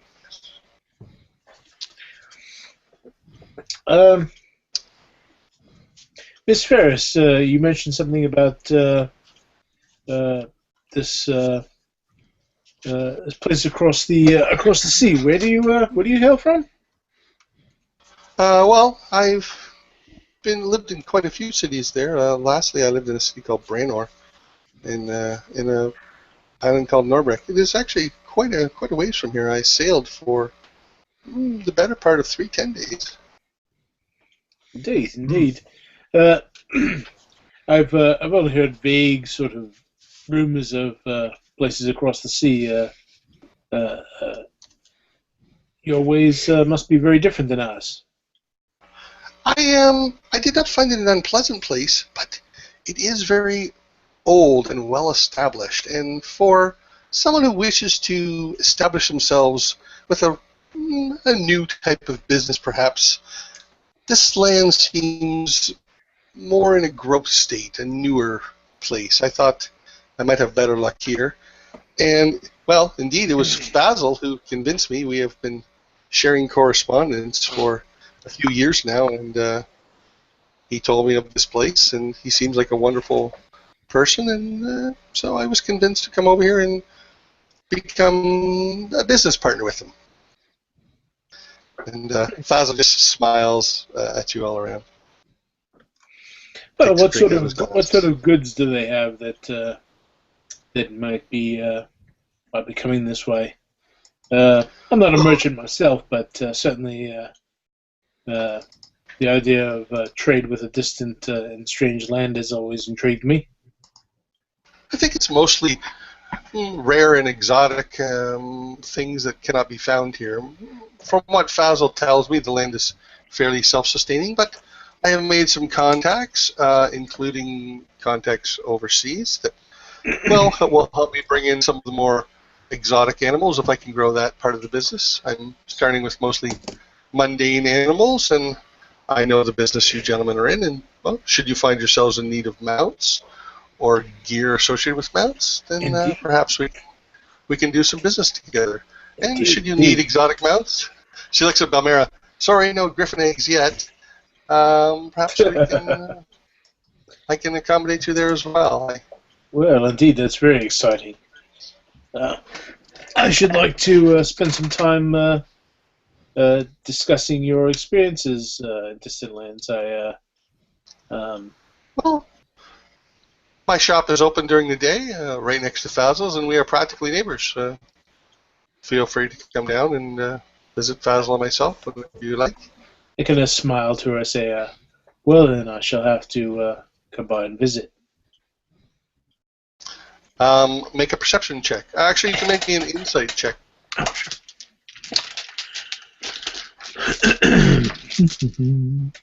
Oh, insight. Ah, crap. Exceeding the average. 12. All right, so at your mention of visiting her twice, Fazil gives you a dirty look.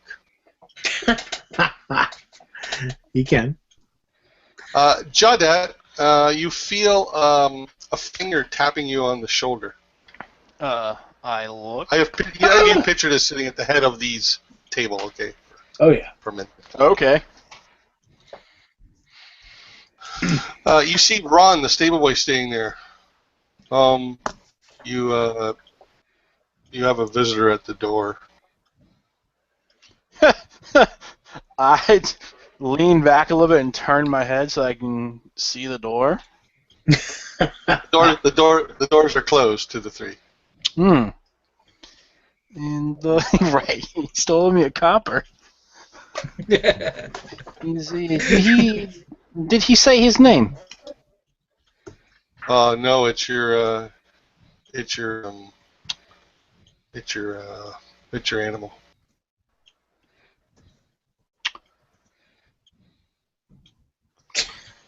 He's Scoot.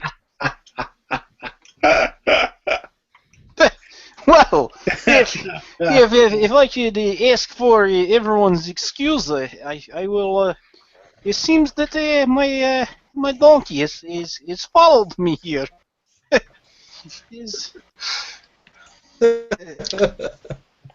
Surely you jest. Yes. No. He's So I turn to everyone and say, and just to be clear, that's not a euphemism. no, he's the strangest thing. Scoot is a good animal, and occasionally he gets he's tangled in line, but it's no problem. But this morning she break branch that is holding lead. He's not done this before. It's stick branch. I tie it to a thicker branch, and here she is. I'm beginning to think that someone is what is term is pranking a play on me.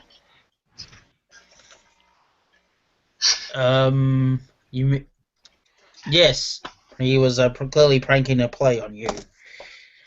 Well, if pardon me one moment while I see the school. Just put her in Ron's care.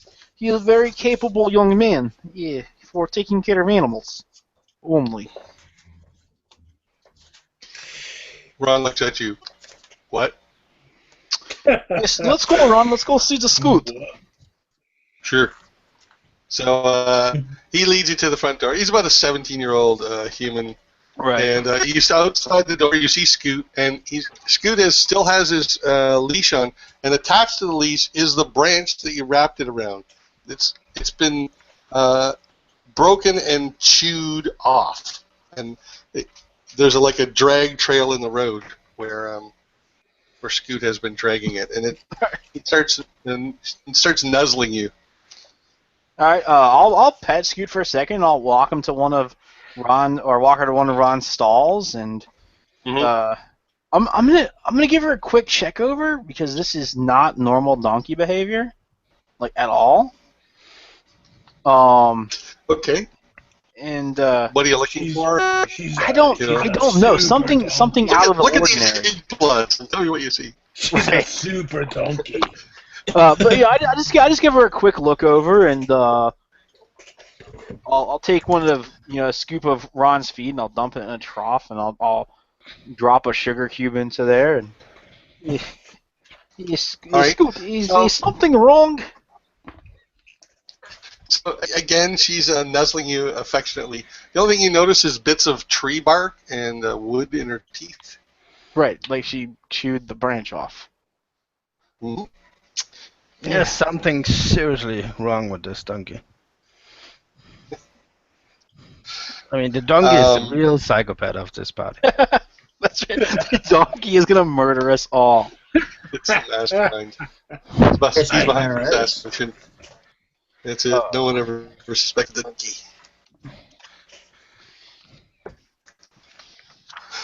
I knew it. So when you head back into the 3, Ron follows you to the door.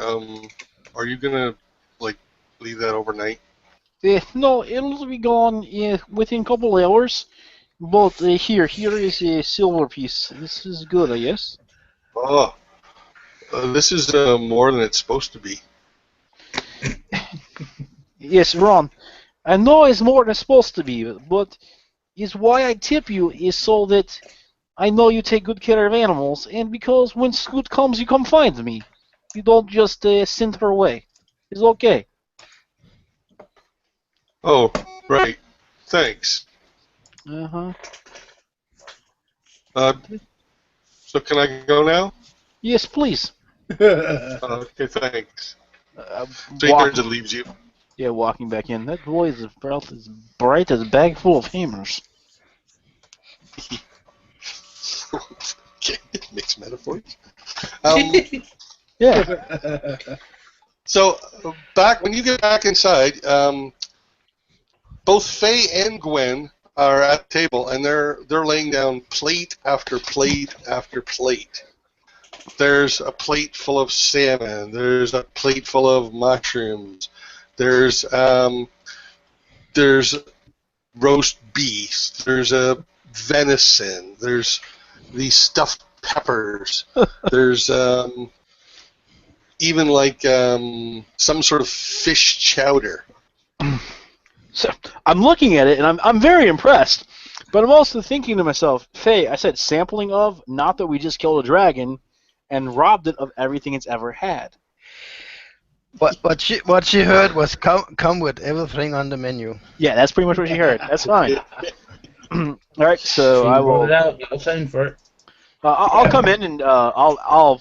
I'm not paying for it. Faye, is it possible to get a warm towel for my hands? Yeah, I had to go see to the animals mole. Of course, dearie. Anyone else need anything? More wine, perhaps? Yeah, always. Yes, 3 more bottles of wine. Stasi claps, and Levant puts his hand on Stasi's arm and kind of pulls it down to the table. Yeah. I kind of grab Faye before she walks away. Say, look, do you know of any local bards who might be in the vicinity who we could call upon for some music? I have a bard scheduled to appear in 3 nights hence. He's supposed to be quite good. Rollo, Roscoe, I can't quite remember. Short little fellow, very delightful, very charming. I think you'll like him. Do you know anyone we might be able to, convince to maybe play a little bit of music tonight? Oh, If you want to perform, there's a stage. yes, this I can do. I can play. Yeah. Well, I perhaps can, after the meal? She She looks around at all the food set on the table. Perhaps after the meal? Pamela's already filling up her plate. I look at Jada and say, Some of that, some of this, some of that. so I could try and sing a bit. Well, Yes, But of course. music is good for the digestion. And if after Well, we if- eat, if if you, anyone wishes to join us, you are more than welcome. No, I'm sure you'll do good. And she stuffs her face with a mushroom. Okay. Yeah. Not the yeah, first time there's she's the had her face stages touched over with a there. mushroom at the 3.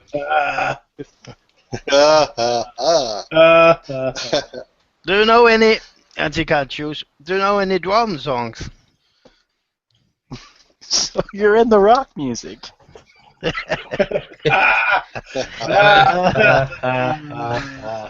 Cool. He's an Aerosmith, so it's heavy metal. Right.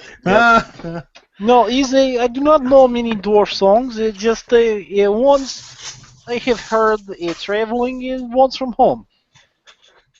Maybe I should teach you someone at one point. Well, amongst you, Stuzzy, Levant, Murgy, Mrs. Murgy. I don't remember her name. Yes. And Miss Ferris, would any of you care? Are you what is how to say this? Musically inclined?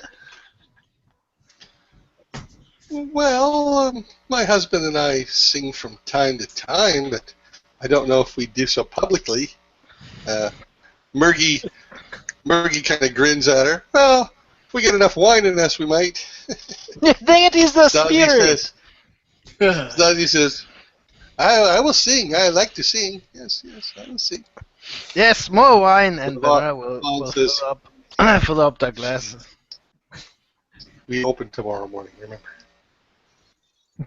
Well, my good friend, tomorrow is tomorrow, and today is today. So let's not worry about tomorrow, but let's worry about today. And she tops his glass up with wine.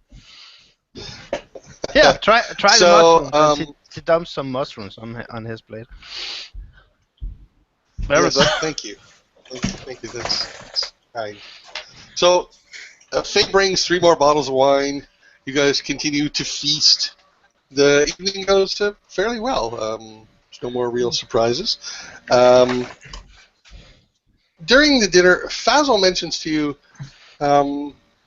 if you, I notice you have some animals. Well, I couldn't help but notice you have some animals running loose. I know a few fence makers in town, if you like. There is a carpenter. He does, well, the work he does is adequate, I suppose, but he works cheap.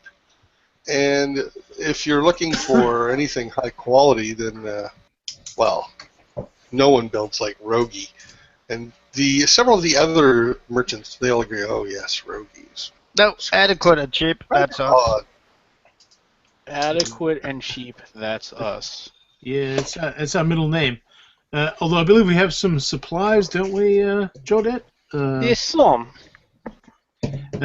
We recently performed a service for the foundry down south, the one I mentioned in my recent story, in fact, and they supplied us with some fencing materials to work with. Now, unfortunately, most of us are not proficient in such things, but if you know someone who could, take on the job for us. Well, as I said, I know 2. I know one who's Excellent. Adequate and cheap, and one who's expensive. I can send either one your way if you like. And, Adequate and cheap? I think Holt perhaps mentioned what you did for me, so for him, and because of where we live, being a guard house, and eventually the guard house will have to be returned to the guards. I do not think it's a wise investment that we get a very ornate or expensive fence at the moment. Perhaps we just do something that will keep animals safe. And I kind of smile over at Ferris when I say that. Pamela empties her glass of wine, and as she fills it again, she says, "You know what I'm hearing? I'm hearing a lot of boring talk about fences and not enough singing." Honestly, I'm fine with the talk about fences. Mostly right now, you're probably hearing. lot of that going on. So, But with us being new, who is the most tenured merchant in town amongst the... Well, obviously not Miss Ferris. She is new, although we are glad to have her. well, Fazel says, Faye and the three have been here forever. I've been here for almost 10 years now. They were certainly here. Evelov has been here for a very long time. The slag pit has been around, again, as long as I've been here. Mergy says, I opened my shop about 8 years ago. Brogan was already here. I think he's been around a while. Yes, Evelov. Evelyn probably been here for 100 Fazel, years. you are here. He seems like an angry old man. Well, I can't. He leaned in. I can't honestly say I like the man, but he does good work. He knows what he. Well, he knows his business anyway. Just knowing as much about customer service, I sort of say under my breath. Farina sort of turns up her nose. I've never liked the man, but I've never heard of one of his potions failing. In my head, I say, and this is only in my head, I say, so it's agreed. We're going to kill the bastard. Okay, good.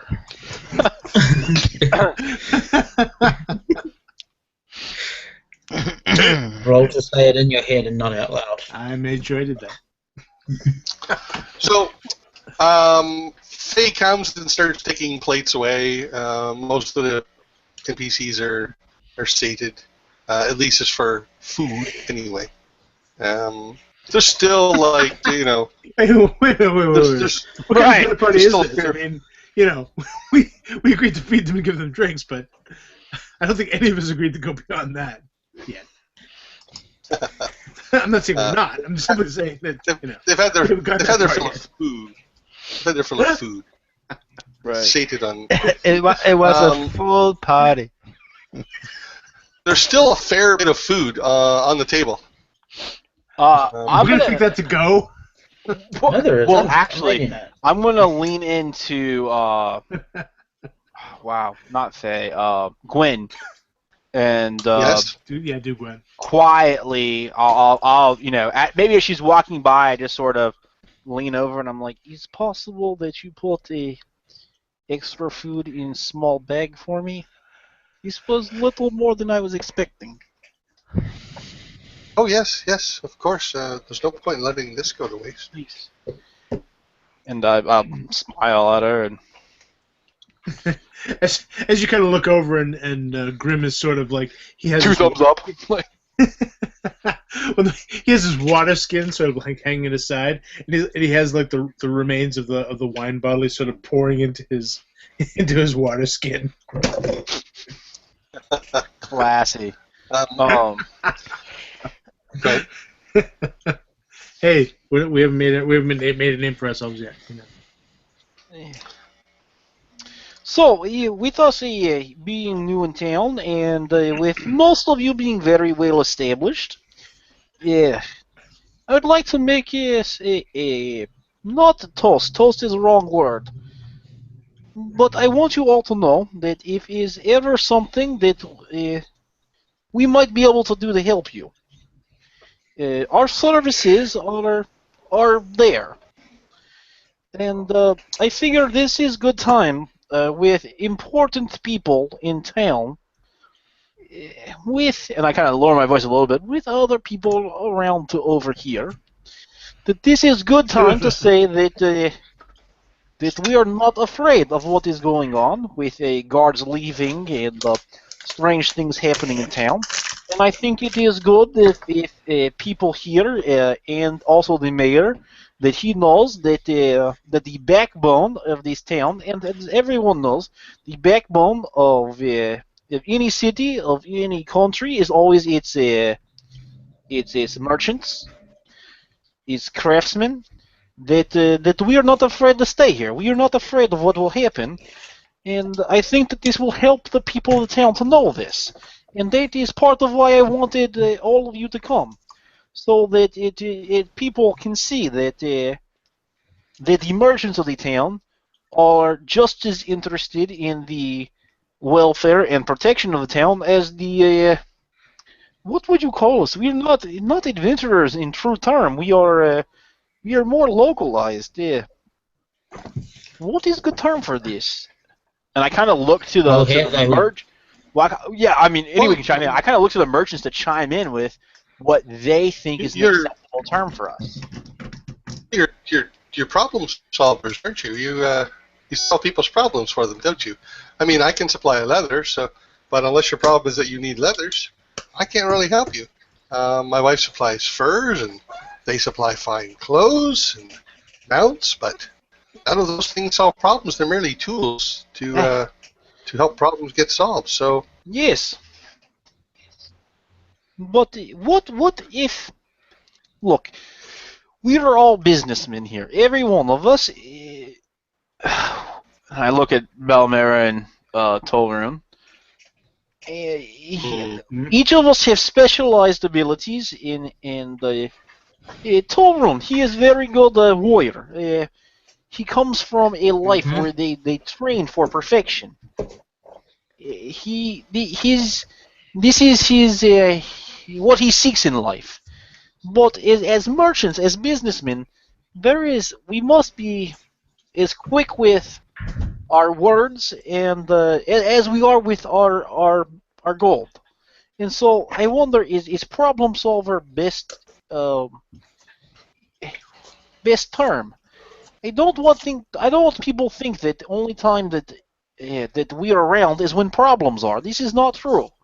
We were here before problems. We will probably be here after problems. well, I'm not sure what you would call yourselves then. I don't know. Problem solvers is a good start. Tell me, in your travels, what do you know of the real reason the guards left? It's hard to get much information out of the officials remaining in this town. I know this. Most of the NPCs sort of somber, at least in tone at this point. All very interested in what you have to say. I know this. If there was big problem, if there was something that would spell issue, doom for a Crossmeet, if not the mayor, then at least Ivan, he would say something to someone. But these are not words we have heard.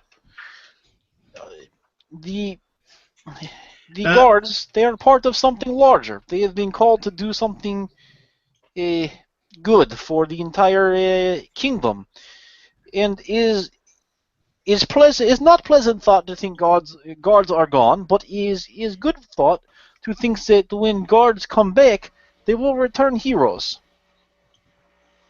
I sort of like lean in and I say, well, no doubt Jordan here speaks true, but I had the opportunity to speak to some of the guards before they left, and although none of them were either able or willing to speak of what they were off to do, it seemed that there is indeed trouble in the east. We don't know what it is, but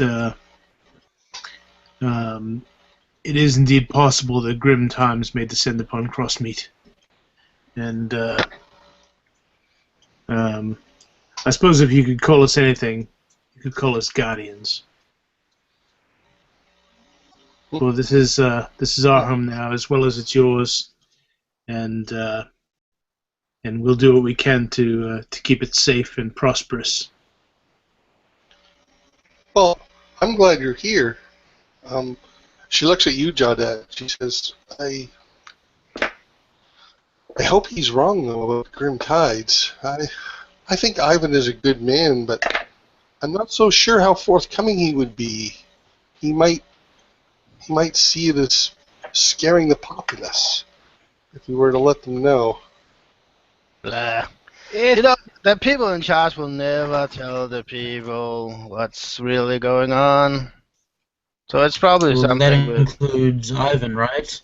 Yeah. Upon talking to him, not even he Right. knows what's going on. Yeah, Ivan's just a foot soldier. So they're not gonna tell him anything, and they're not Thanks for gonna tell us undermining everything I anything. said, guys.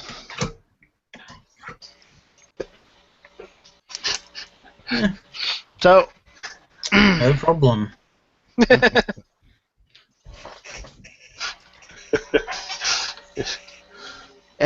Social PvP. Stazzy says, this grim mood is not good. Let's, you talk singing, you sing. You sing. He points to you, Grim. You sing. You know stories, you sing. And he reaches for a bottle, and Levant stops him. I take the bottle and fill his glass and fill my own. He's with his other hand, he grabs the glass, the hand that Levant isn't holding. Oh, perhaps he is shy. He does not want to sing. How about you? Do you know any dwarf songs, maybe? I do. Let's sing one for us. No, I don't know. You want to sing earlier. Well, okay, I can sing a song. If you really want to hear it. I would like to hear. He looks If you around the start table. singing, I will try to play along.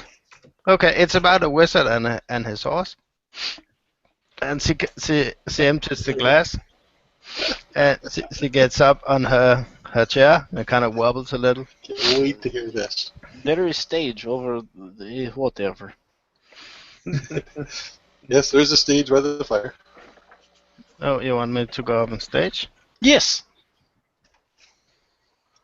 But, In fact, if we are all done eating, why don't we move a little closer to the fire in stage and and enjoy up there? Okay. Sure. The place is only half full. You can find lots of empty tables or chairs in the stage. Okay, she takes half a full of bottle of wine with her and goes up to the stage. Okay.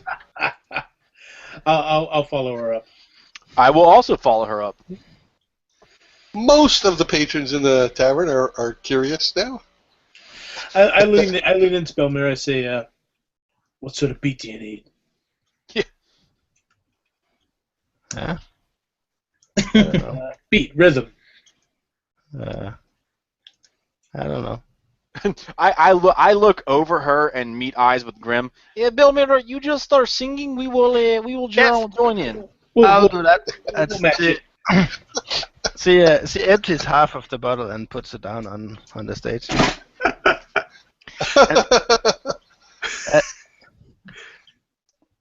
And she starts singing in Dwarven. And it's a drunken song, and it's very rude, suggesting quite inappropriate things with this wizard and his horse.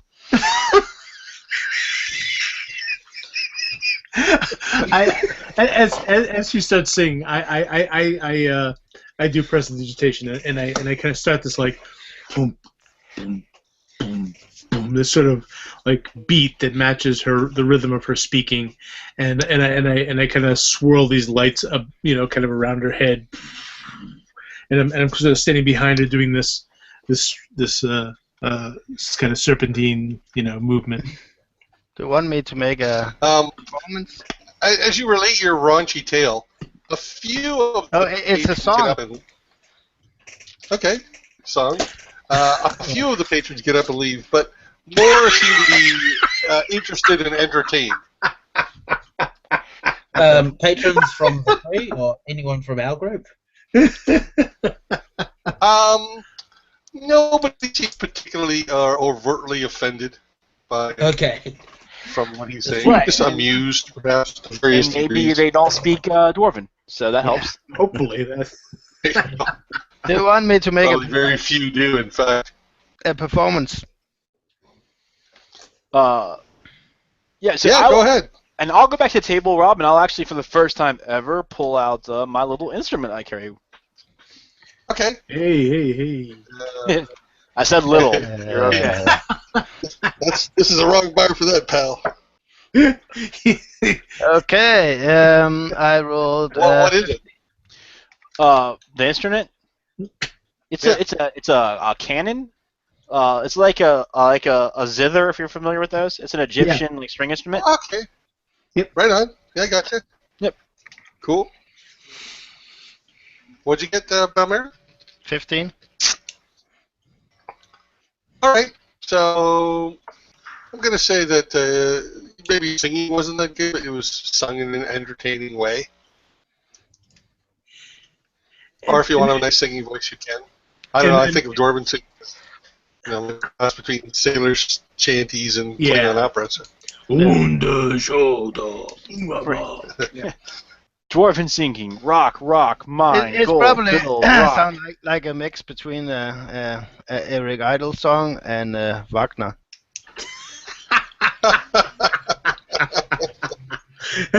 Okay. So I do my best to add some a firm beat behind it, maybe some special effects behind it to sort of enhance as much as they can. So some of the patrons start clapping and smiling along with the slightly raggedy rhythm. Jada, do you want to join in? You're gonna join in? I will play. Whoa, chair. I'll play right along with them. All right. Charun, do you want to get in on this, or No. it's going to be a 3-man show? No. Yeah. Okay. Oh, come on. I'm not part of that group. Torren will move his chair away. Yeah, you actually look across and you see me talking with another three adventurers about joining their group. You guys looking for a monk? Hey, come on, we could be the Beatles of this world, man. I'm really good at punching pigs. Is that good for you guys? I'm good at pig punching. Wait. There's more than that. Lone rioters. So you guys play for about an hour, and most of the folks seem to be entertained. Balmera, in fact, when you finish and you pick up your empty wine bottle, you notice that there are 6 coppers and 1 silver piece in it.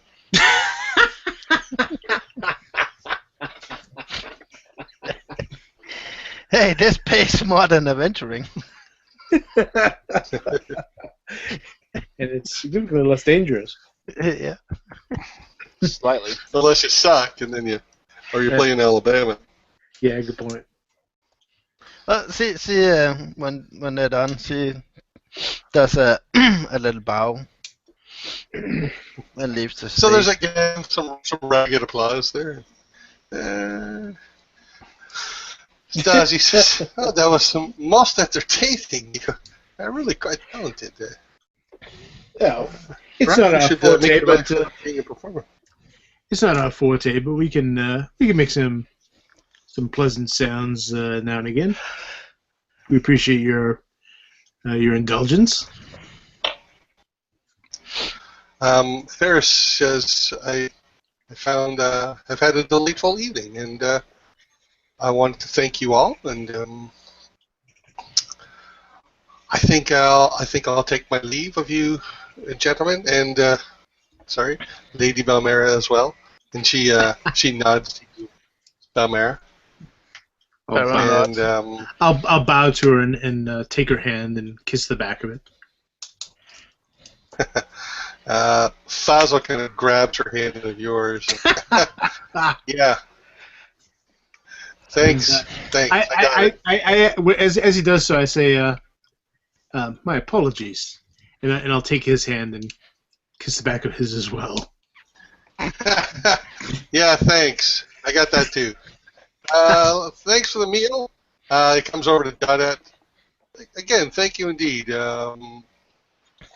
Anything I can help you with, you know where I am, I know where you are, and well, it's like you said, we're all here to help each other, and so we have lots of services we can offer, and you have a service that you can offer, and I think exchanging work when possible would be mutually beneficial, certainly.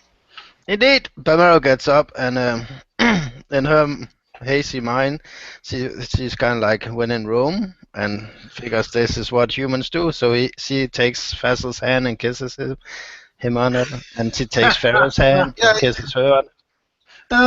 Yeah, you don't need to do that. That's okay. That's okay. I walk over and give Fazl a good solid clap on the shoulder, and yes, if we are ever in need of a temporary mounts or something else, I will see you again, especially for feed. Sure. Yes, I can certainly arrange that for you. Well, again, thank you for a delightful evening. They leave.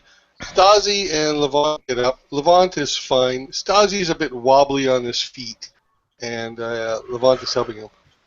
Oh, thank you. I had a great time. Thank you, and you, and you. He thanks you twice. Like he starts at you, Jada, and then he goes around and he ends at you. Yes, thank you. Good evening. The clothes look good on you. Thank you. And Levant helps him stagger out. Excellent. And Murgy stands up. Yes, well, I think we'll be taking our leave as well. It's been a fun evening. Good talking to you, and it's good that we got to know each other better. And yeah, perhaps you could tell me some tales of the desert sometimes. I like hearing tales of people who come from distant lands. And Yes, perhaps I can. Indeed, we will. well, thank you, and enjoy the belts and the hats. They'll keep you warm. Rabbit fur. Well, thank you very good much. Night. Good night. And we make they. Okay, so they exit out, just leaving the four of you. Faye comes up and she says, will there be anything else? I hope everything was to your liking. Everyone seemed to enjoy the food and, well, certainly the wine. Yeah, it was indeed. Para goes through the wine bottles and kind of tries to empty the remains in her glass.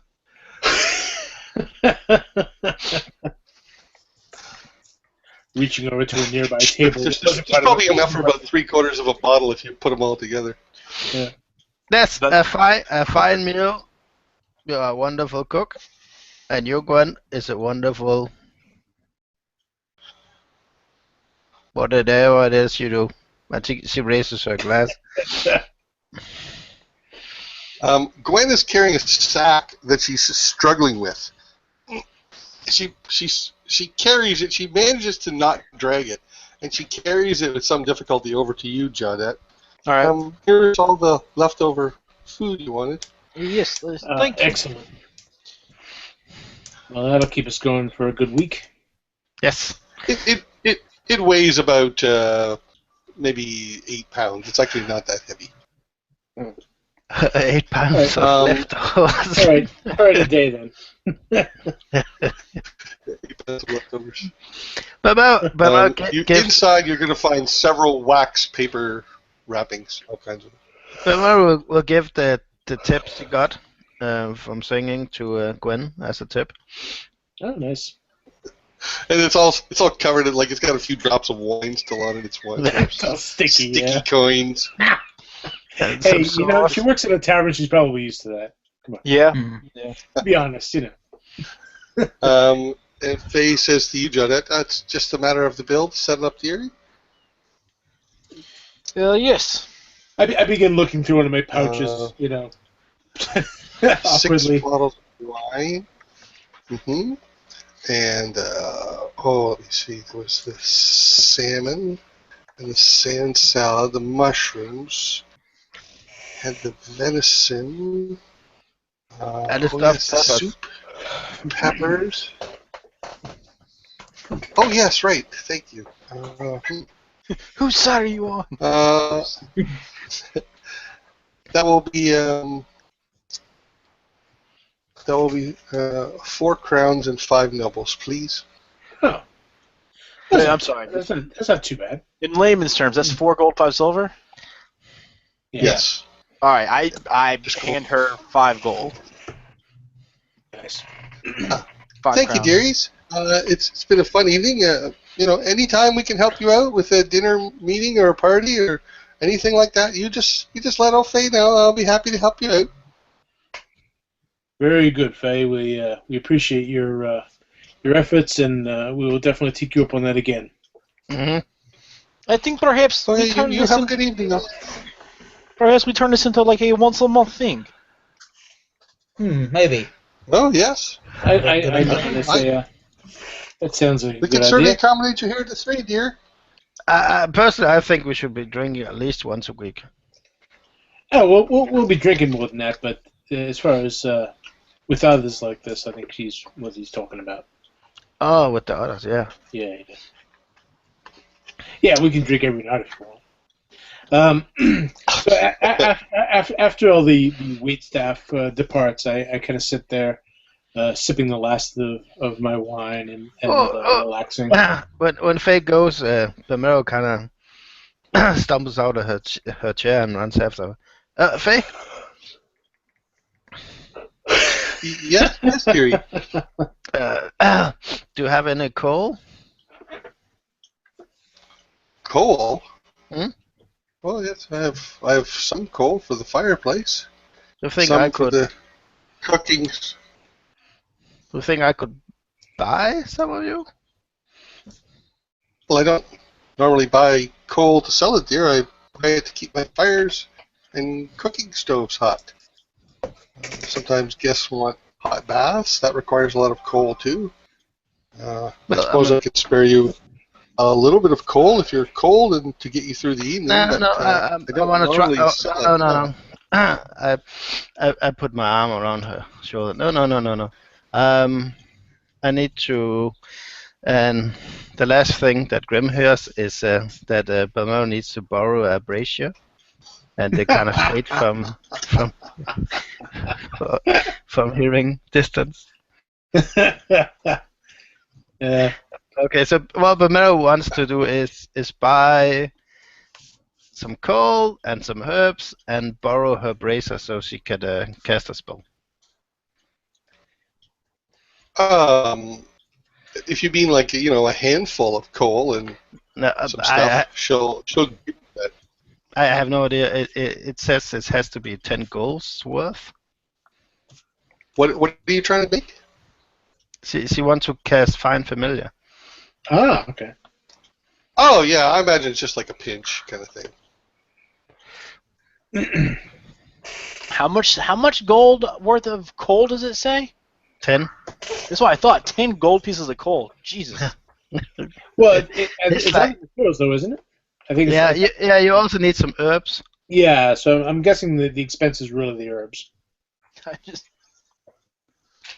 Yeah, 10 gold worth of coal would be like a truckload. Yeah, I was going to say several wagon loads, probably. Yeah. That'd be enough to heat us for the winter. I just bought a ton of cold. I suppose that would prevent people from like casting Find Familiar like on the road, because yeah, these 10 wagons behind me with the coal. I need someone familiar. Sorry. It's a complex spell. So yeah, we can talk about that between sessions, Dennis, about your familiar, but you can certainly get the ingredients you need to get it set up. Okay. Mm-hmm.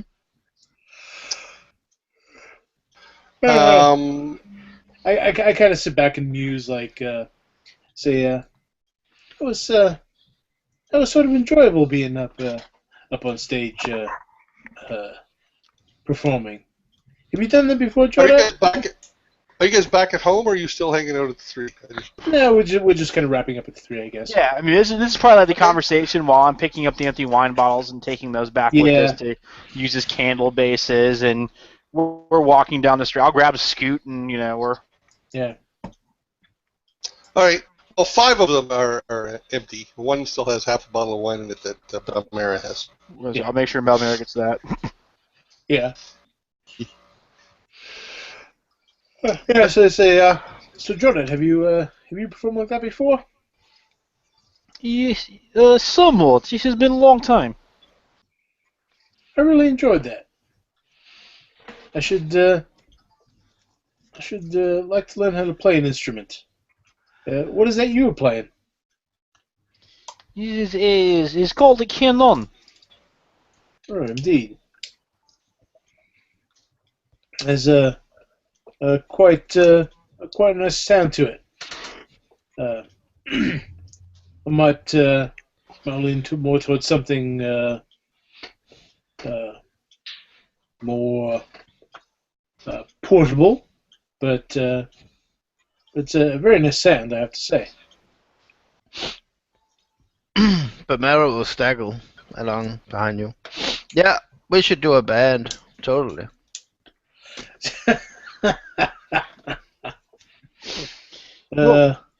Yeah. I think the important thing is that everyone enjoyed themselves, except, well, I'm sad to say, I'm not sure that Tollerun enjoyed himself. You know what our name could be? I have a good idea for a name. We could call ourselves the Traveling Failures. What? It sounds very depressing. So. Why? And not conducive to being hired. What's your success rate? We'll let you know. It sounds rather self-defeating. Yes, we will take that name. No.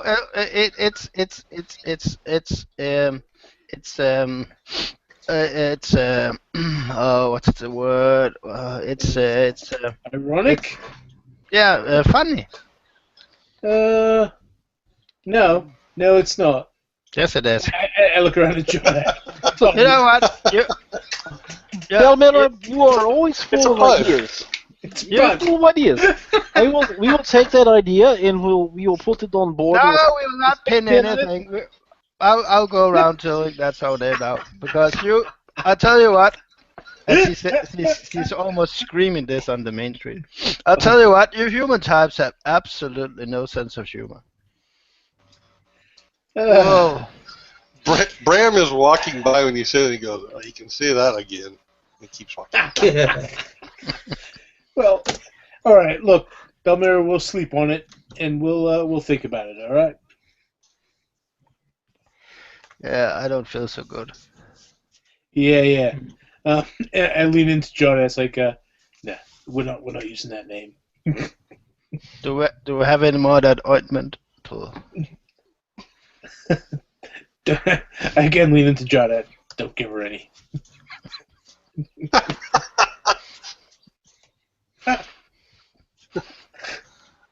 So you get back home. Yeah. John, do you want to take any special measures with Scoot? I'm trying to. I mean.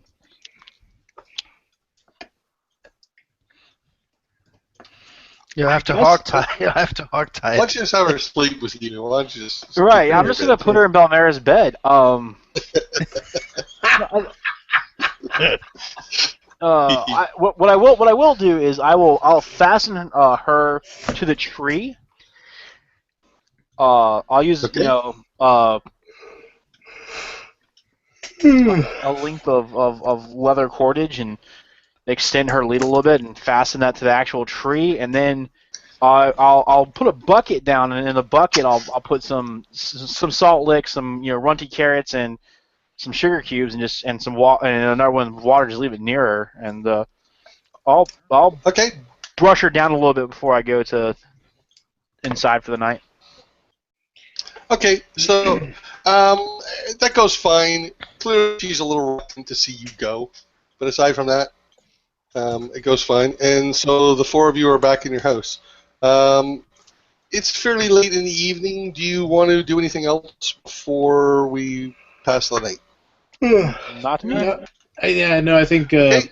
Grim is going to go to bed. He'll go out in the main room this time, and just lay down on one of the benches and kick his shoes off, not worrying about getting changed or anything. He's too tired for that, and he'll just lay back and fall asleep. So, Belmar, when you get into your bedroom, it's very, very messy. Bed's unmade, that sort of thing.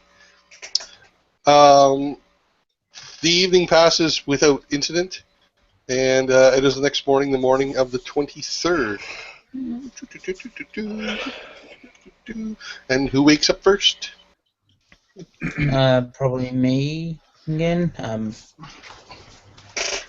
Alright, this time you wake up to normal sounds of Crossmeet. No one's bumping or scraping at your door. Yay. Yeah. Oh joy! He's the most respectable of us. All right, I'm gonna get up, get dressed quickly,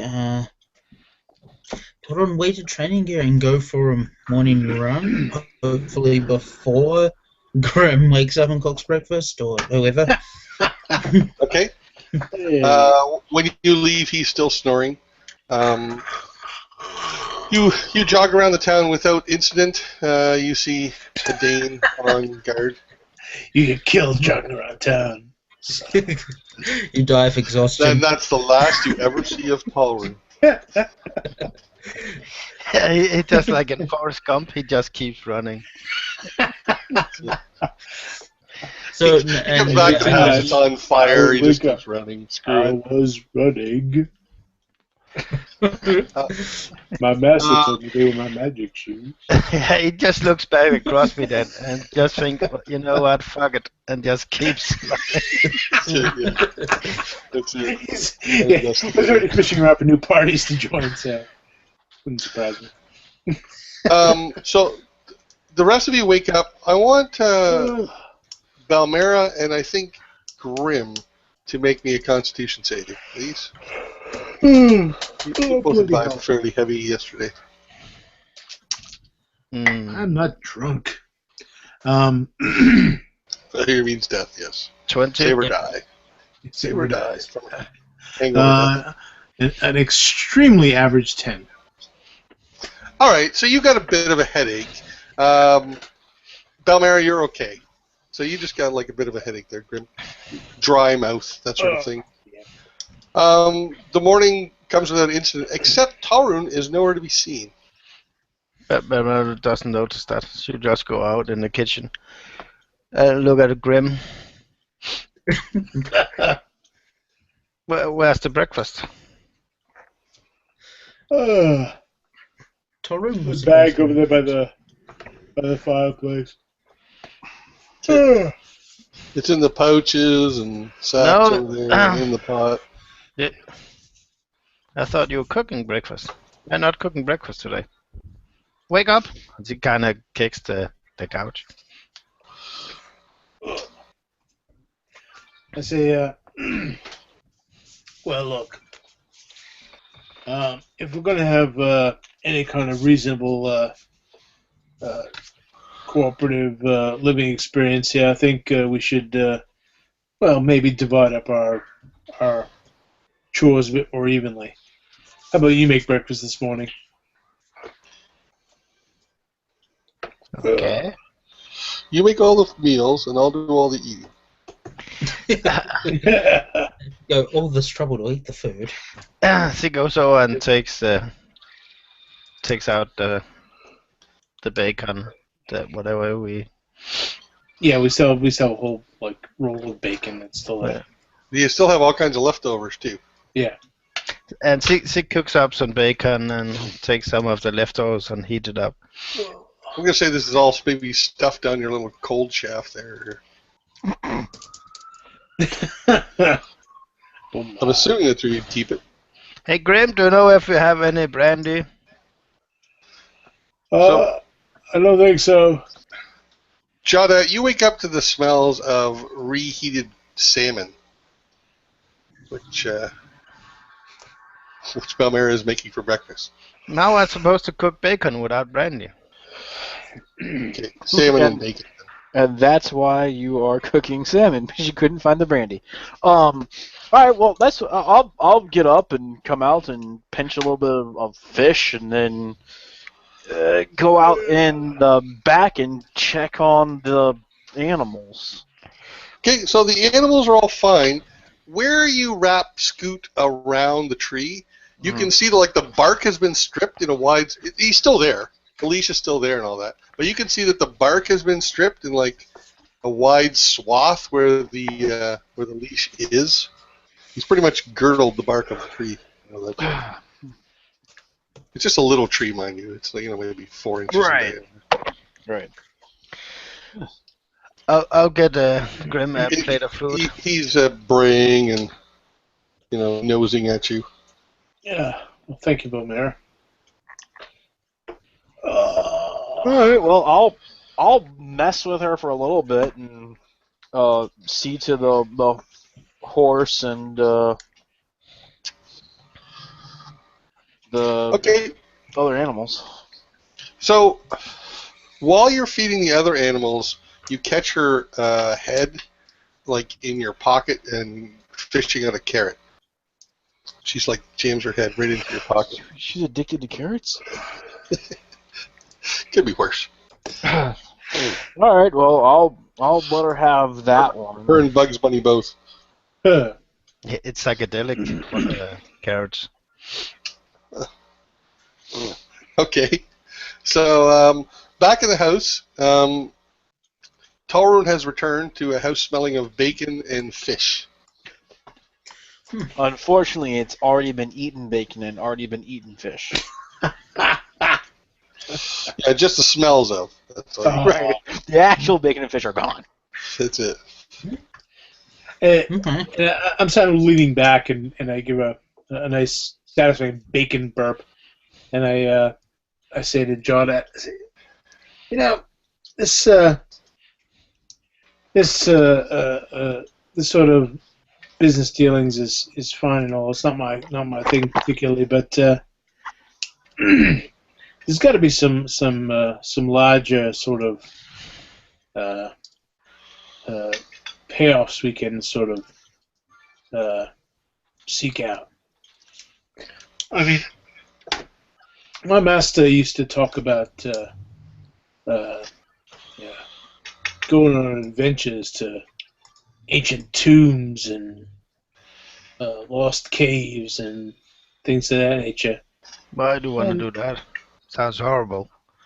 It's not pleasant, but the reward is usually significantly larger than rescuing miners from some kibids. I don't know. And fighting bugs. I mean, I always heard that adventurers kind of fools that died in some unknown ditch. That's nonsense that adventurers spread so they don't have competition. It is? Oh yeah. That's where the big scores are. That's where the gold is. That's where if we're going to really set ourselves up here, we need to get the big payoffs.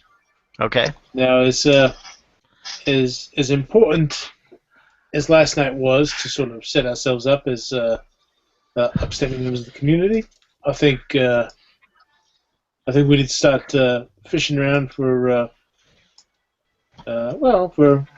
bigger adventures to go on. Almost in response to that, there's a knock at the door. I knew it. I just assumed Talrun gets the door. Yeah. I just got back. So everybody looks at the door and then just looks at Talrun. Nobody makes a move. Yeah. Son of a... It's literally 1 second after I sat down. Well, how come there's no breakfast left? Knock, knock, knock, knock. No, I'd make sure we save Talrun breakfast this time. That's some bacon grease. So I open the door. The door is now open. Dun dun So, dun. Markel and Tam are standing there. Markel says, I hope you had a pleasant evening. May we come in? We have some business to discuss. At least Sure. potential business. Yeah, of He course. looks around the street. He looks up, looks down the other way, and they come in. I kind of look over his shoulder and say, when they step in, I look out, my head out the door, and I look left and right. Like, what was he looking at? yeah. I kind of look over his shoulder and say, you being followed? When you look, it wasn't like he says, no, not that I know of. But Torun, when you look right, you see almost kitty corner to your house. You see Rudell staring out a window, looking right at you. Which one is Rudell? She was the one who accused you of being murderers the other night. She's about a 50-year-old woman with grayish, 55, 60, curly, grayish blue hair.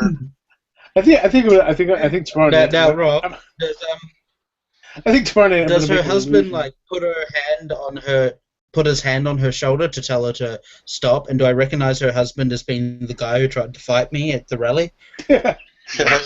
Sadly, no. She's a spinster. Okay. I think tomorrow night I need to make an illusion of the specter of death walking past her window. I remember Ivan saying to not put any trust in her words, so I just kind of like eye her for like a brief second, and then just move back inside and shut the door. Yeah, you can make a glowering roll if you like. She's With advantage. No, she's an expert at glowering, so. The glower power battle. I got a 13 on my glower roll. She outglowers you, so eventually she wins the staring contest. So back inside your house. Is your last name Kravitz? Just out of curiosity. Exactly. Yeah. I'm just kind of modeled after that. I'm just asking for information. Yeah, sort of modeled after that. Different look, but yeah. So back inside the house, there's Markel and Tam. Markel says, "Are you up for hearing about some employment?" He looks around the, I'm gonna say, somewhat disheveled place. You've been like stacking stuff haphazardly here and there. Two of you at least are sleeping in the front room. There's probably breakfast plates and pots out. Yeah. I'm still in my bed. I'm still laying down. Grim Bamera hasn't even got clothes on. They got the sleeping. Whoa! You do that in your room. I didn't set the 18 and older filter on this.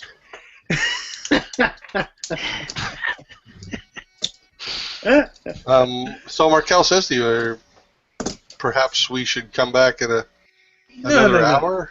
No, this is fine. Yeah, no, it's fine. All the same, I'd rather speak to someone who's dressed. Tam just sort of smiles a little bit. I get up and I put my coat over myself and I like toss the two bottoms of it like over me, and then I just kind of huddle with my coffee sitting on a chair near the fireplace, sipping it. I go into my room and take my pants and shirt on. Okay, so you come back dressed. Markel says, we've been in touch with our colleagues, and well, we wish to offer you another job. They were quite impressed by what you did. Are you interested? For this one, well, you might not have to travel very far. Yeah. What does this job entail? The pay is roughly the same. You'll get 5 crowns each as a flat rate, and then, well, depending on what's involved, you'll get commensurate bonus. And depending on the situation, any things we might find in the course of our adventuring. Well, as I said, if you find goods that clearly belong to townsfolk, like the stolen goods you found, Of then course. I think it would be in good conscience to return those.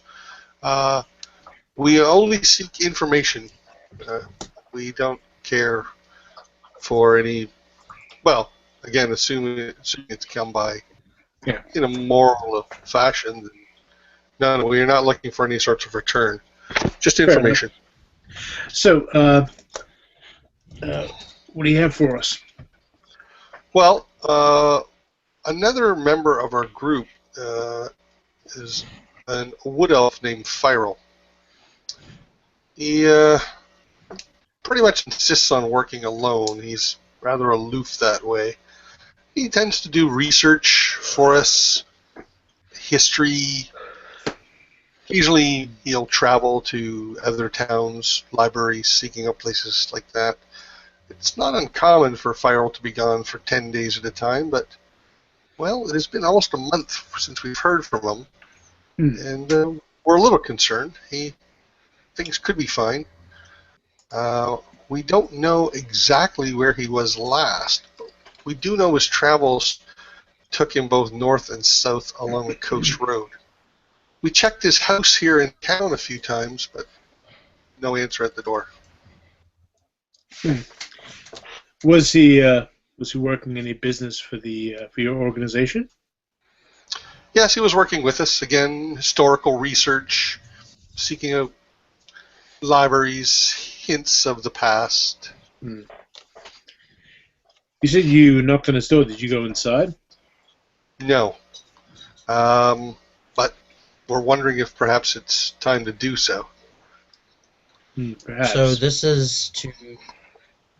wait. So, where does the job end? Like, are we supposed to just find this guy? Yes. Locate him or, learn his fate. Last whereabouts is failing that. I hope that's not the case.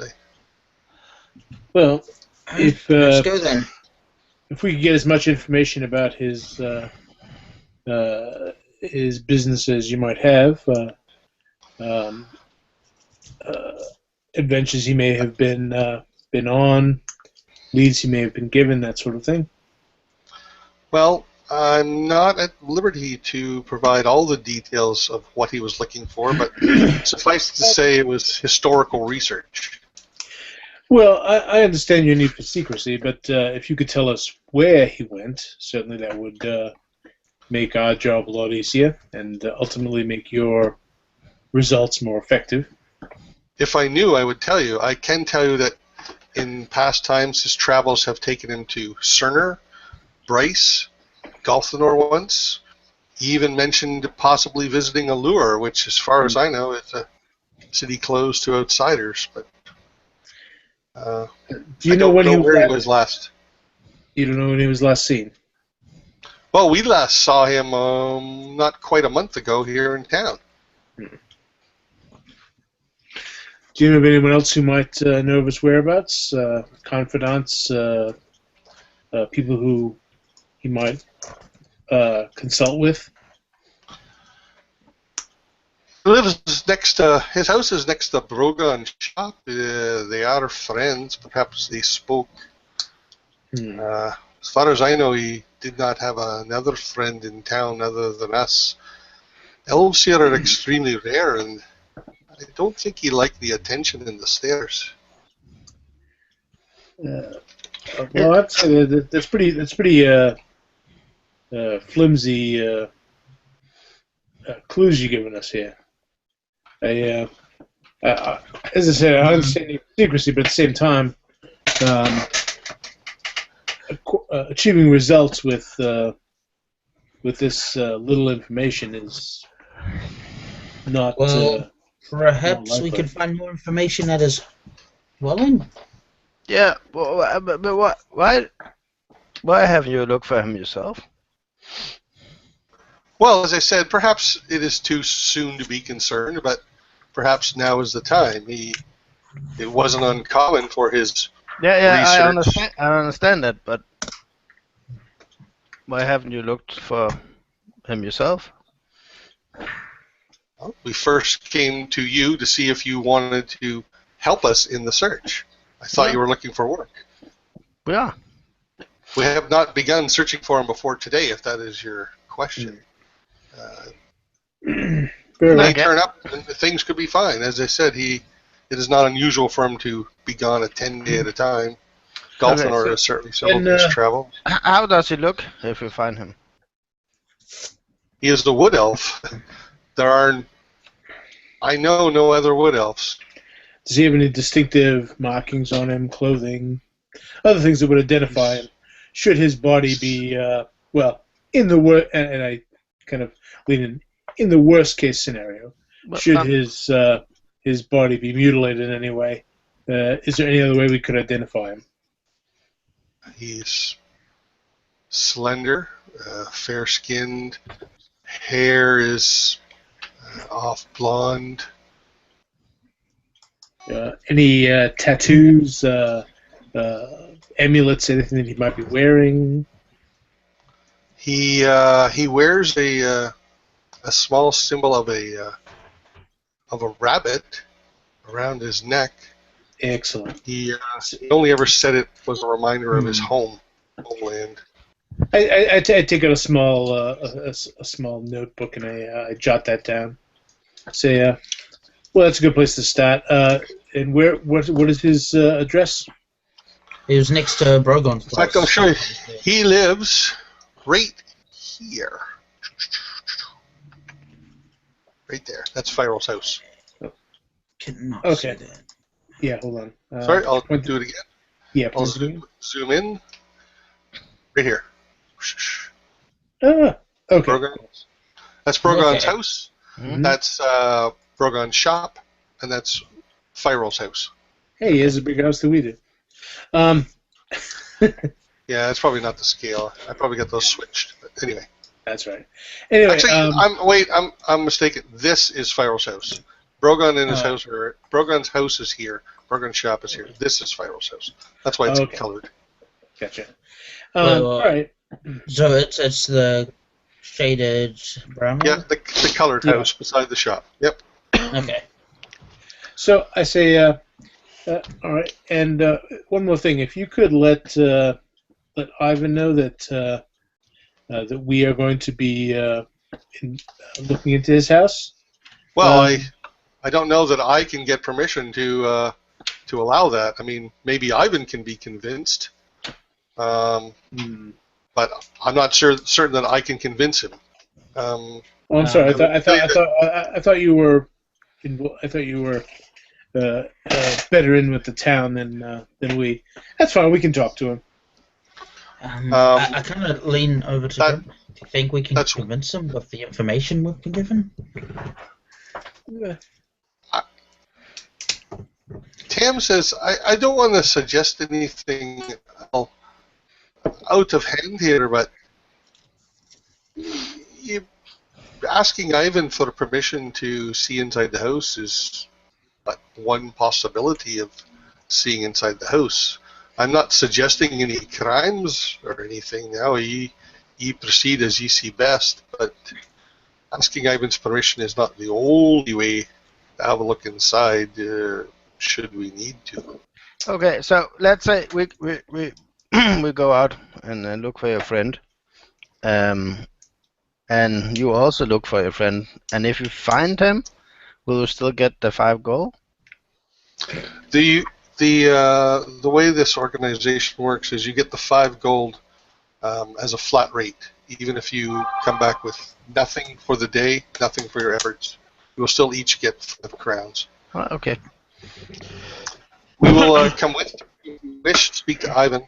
Our intention is to search Bryce. I know he was chasing some clues in that city to the south. He'd also traveled to Cerner, so. Is Ivan familiar with your organization and your doings? Ivan knows as much about my organization Well, he probably knows. I shouldn't call it mine. The organization that I work for, as he probably knows a little less about it than he does about yours. We have no crimes we wish to hide. However, my colleagues and I would rather keep the nature of Fyro's research quiet. Right. I can say that Ivan knew Fyro, and he thought him to be decent. Okay, so what would happen if we tried to give it to Ivan is it will say that an unidentified organization wants to look inside one of the citizens of Crossmeet's house for a purpose that... we can't explain. They won't tell us. Well, perhaps we could say that we're just concerned about our friend's welfare, and maybe he could have a look inside, and maybe you could be nearby. I suppose if Ivan was present, it wouldn't be...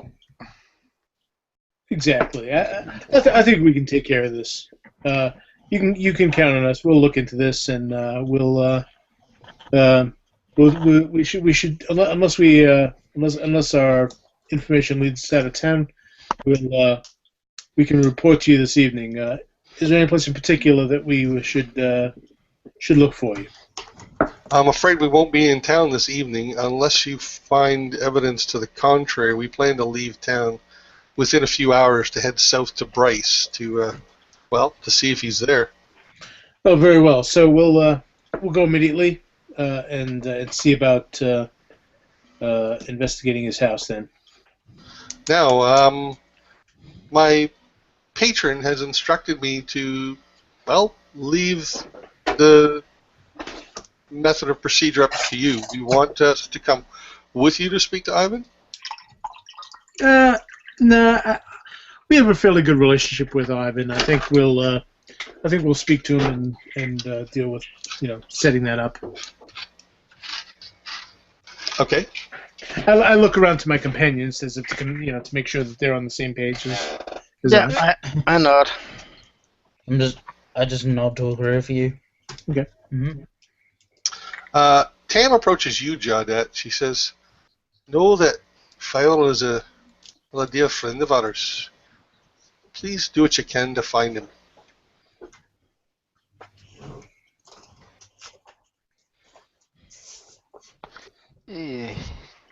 Of course. Part of me is wondering if this is some sort of racist thing, like she thinks that orcs are like bloodhounds or something. Like,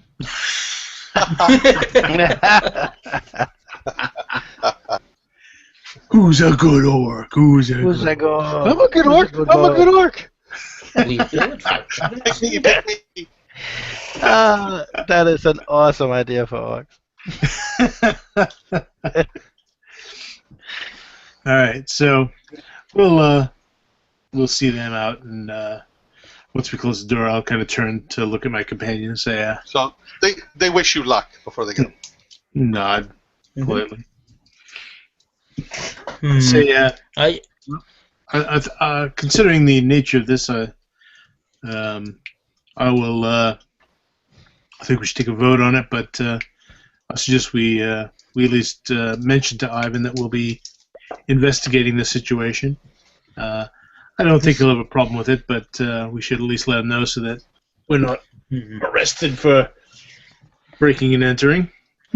I think that we should talk to Ivan because, that last job we had with him was one thing, but if you think about it, they're just wanting us to essentially break into someone's home, and They have left, right?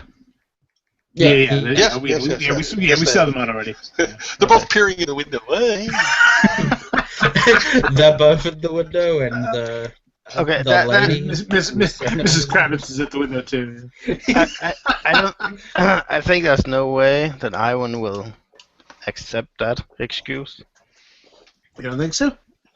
Well, He might if he felt inclined to it, but he's probably more inclined to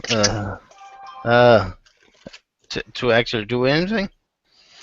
But I think if we offer to have him or one of his one of the other two gods, supervising us, at least being outside while we investigate. I can't see. I mean, he has to appreciate the fact that we're being upfront with him. We're not just sneaking behind his back. I'm just concerned that we're going to bite ourselves in the leg if we just sneak in there and we get caught. You know. I don't know. It smells like a trap to me. Well, exactly. That's why I'm thinking we need to speak to Ivan and. Yeah, I think Wait, a trap? What? they are in town. They don't go around. I mean, if one of you were missing, we would kick down the door. Oh, sure. Hey, look, I'm as skeptical about this organization as you are. I'm not a big fan of those who keep secrets like that. No, I think it's another test of some sort. Perhaps. You've been awfully quiet about this, Jordan. What do you think? I think it is always difficult, but this is. Yeah, what do? Do we go to Ivan and we say, hey, we are working for secret organization that will not tell us who it is, or why we are looking for a person we are looking for that may or may not be missing, and inside of your town with not a whole lot of guards, and there are big things going on, and this secret organization keeps showing up over and over again.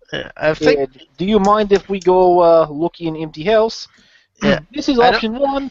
Option two is simply go look in house. Sometimes it's better to ask for forgiveness than for permission. Yeah, but again, no, it smells like a trap. So if you go to Ivan and say we're looking for a friend of a friend, then we don't have to mention any secret organization or anything. I was going to say why don't we? He knows we're setting up business in town to deal with such things. I think if we approach him and say, "Look, Ivan, we've been hired to investigate this missing person. We would like to." What? If you say that, he's gonna ask who hired you. Is Spear simply being arrested for breaking into house? If you say you're looking for a friend of a friend, he won't ask all those questions. Yes, he will. Yes, he'll want to know what friend and what friend of friend. Yeah, and we'll just say Merkel came by, and he was on his way out of town, and asked us to look into his friend. And then when Murgy's not on way out of town, no, you're bad at lying. Ivan knows this. Yeah. Ivan knows this guy, right? The guy. Cam said that Ivan knows the guy that we're going to investigate. Yes, but I think lying to him about his friends is probably not going to work. It's not lying. It's the truth. Just to clarify, Jordan, you're suggesting you'd prefer to just break into the house. I'm not saying we shouldn't. I'm not saying it's a bad idea. I'm simply trying to clarify your position. There is two options. One, we go to Ivan and we say, hey, we were asked to look into the whereabouts of this person, and we are doing so, or we simply go look into the whereabouts of the person. I think if anyone should be told what's going on, there is in fact one other option, and I reach into my coat and I pull out this weasel and I begin to sort of caress his head. I say, I might be able to get a look inside the house without risking arrest. Yes, unless there are any closed doors. It can come into the chimney, right? No.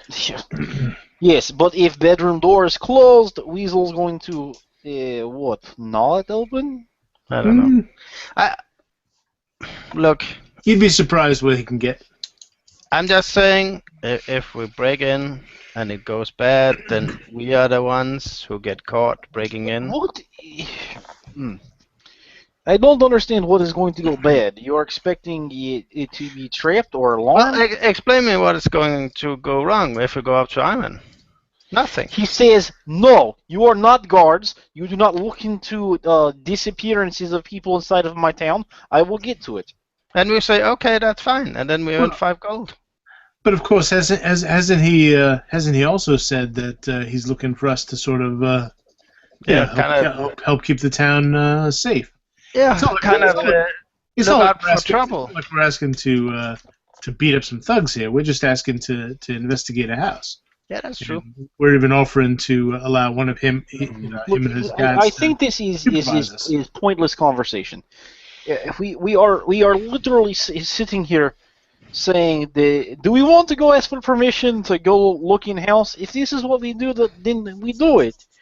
What is the bait?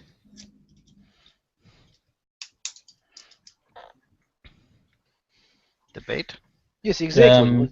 Whether to alert Ivan to what we're doing or not. Then let's go talk to him. I don't understand making a long process out of this. Well, Okay. we weren't.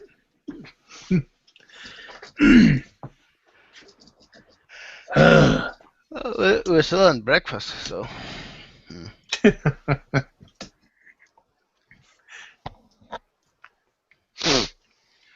Alright.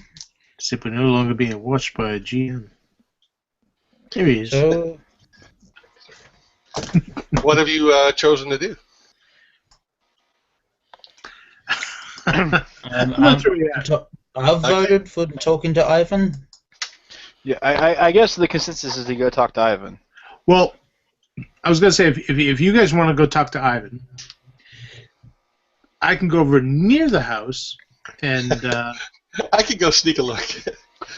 Regardless. Yeah. Basically, I can. I can send Lyric in, and he can take a peek around, and I'm a little, not for nothing, but doesn't that kind of make talking to Ivan moot? Right, I'm a little confused as to why we're going to go tip after him off permission to then? do something we're already doing. Well, no, because as you say, well, there's two things to this. One is that you can't, they're not going to arrest a weasel. And two, you'll be keeping Ivan busy while I'm doing it.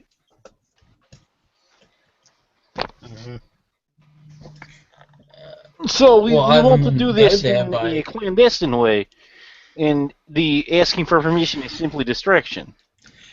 Not necessarily. I'm simply saying that that Lyric may not be able to get, as you pointed out, every place that he needs to go, but at least we can get at least a basic idea of what's going on in there. If we see a body laying on the floor, well then that'll change things considerably. Okay, so why doesn't Grim go crime scene, the house, and do that? Maybe you'll see a body through the window, and then then Ivan will probably let us do something. Let's do something themselves. Okay, I changed my. We can talk to Ivan. Yeah, I changed my mind. Let's just go look in the house, and if we find something, we'll go get Ivan. All right. So As Jada said, it's easier to ask for forgiveness than. Yeah, well. I head for the door and I tuck Lyric back in my jacket and I head out the door. We are not really committing crime. Breaking into someone's house because they are missing is very different than breaking into the house to steal everything. Yep. Keep that in mind. Mm-hmm. I'll grab my. Tell it to the judge. I'll put on my boots and I'll grab my jacket and my rapier and I'll follow Grim. Okay, so the four of you head through town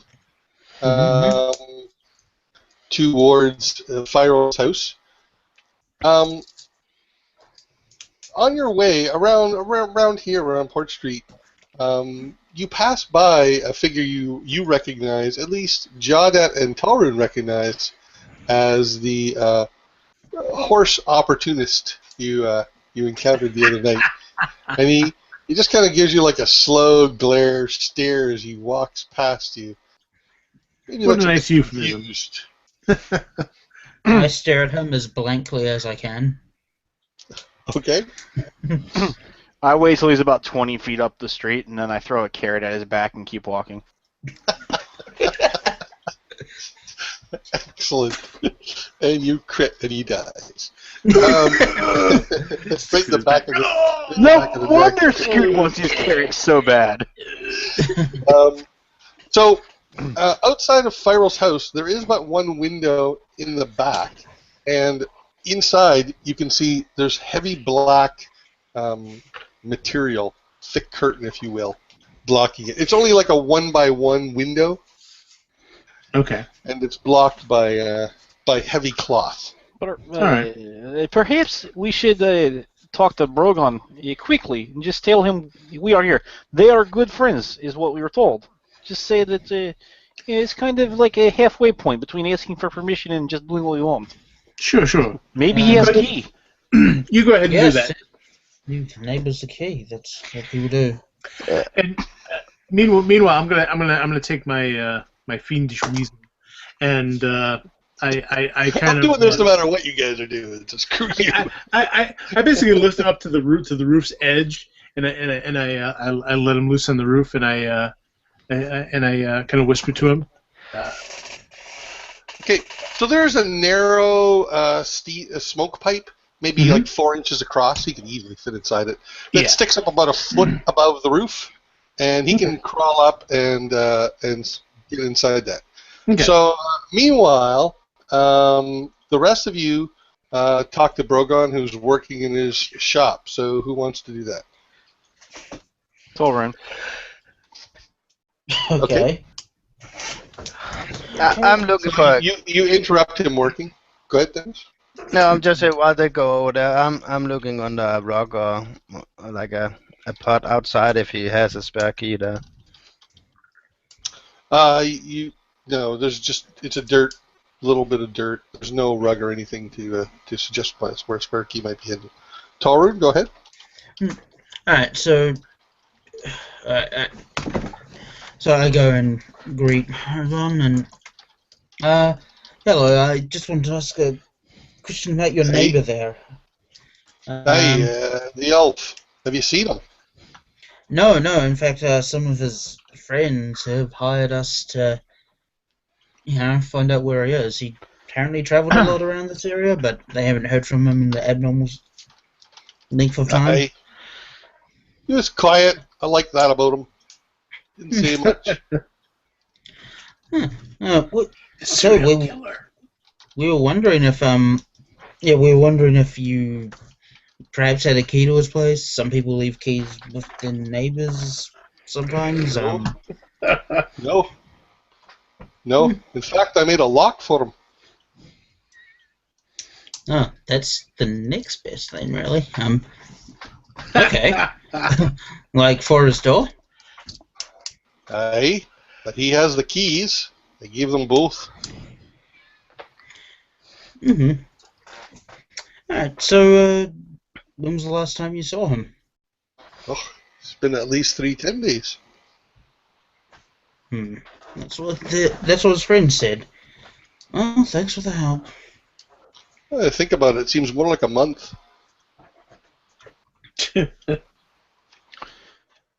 I think about that for... Torrin thinks about that for too long. Oh, right. Jada, did you want to say something? Nope, I was also doing math. 10 days seems more like a month. Okay, so Lyric slithers down the inside of the pipe. Now, you have this sort of...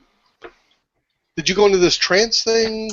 Yeah, well, basically what you're imagining this, like, if you're seeing through his eyes, then you're kind of not seeing through your own eyes at the time. Correct. Right? So what sort of makes I was sense. going to say, what I'm actually doing is I'm just going to hunker down, like leaning up to a tree near the house, close enough, Sure. right Sure. there.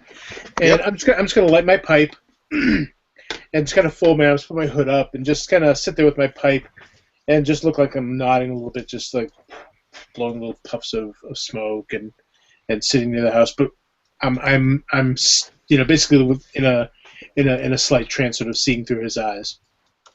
How what other senses? Does it convey any other senses besides sight? I believe sight and hearing. I think. Okay. Let me double check. I think it might be. I think smell might be included, but let me double check that. Because I know it says you share the senses. So.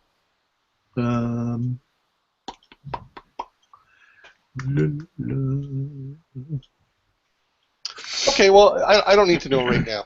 Yeah, but that's fine. you know, we'll look that up for next time. So, Lyric manages to make it down the pipe. He disappears in the room, and he drops inside, and he looks around the room, which is about 20 by 20, a fairly modest house, slightly smaller than yours, all wooden. Okay.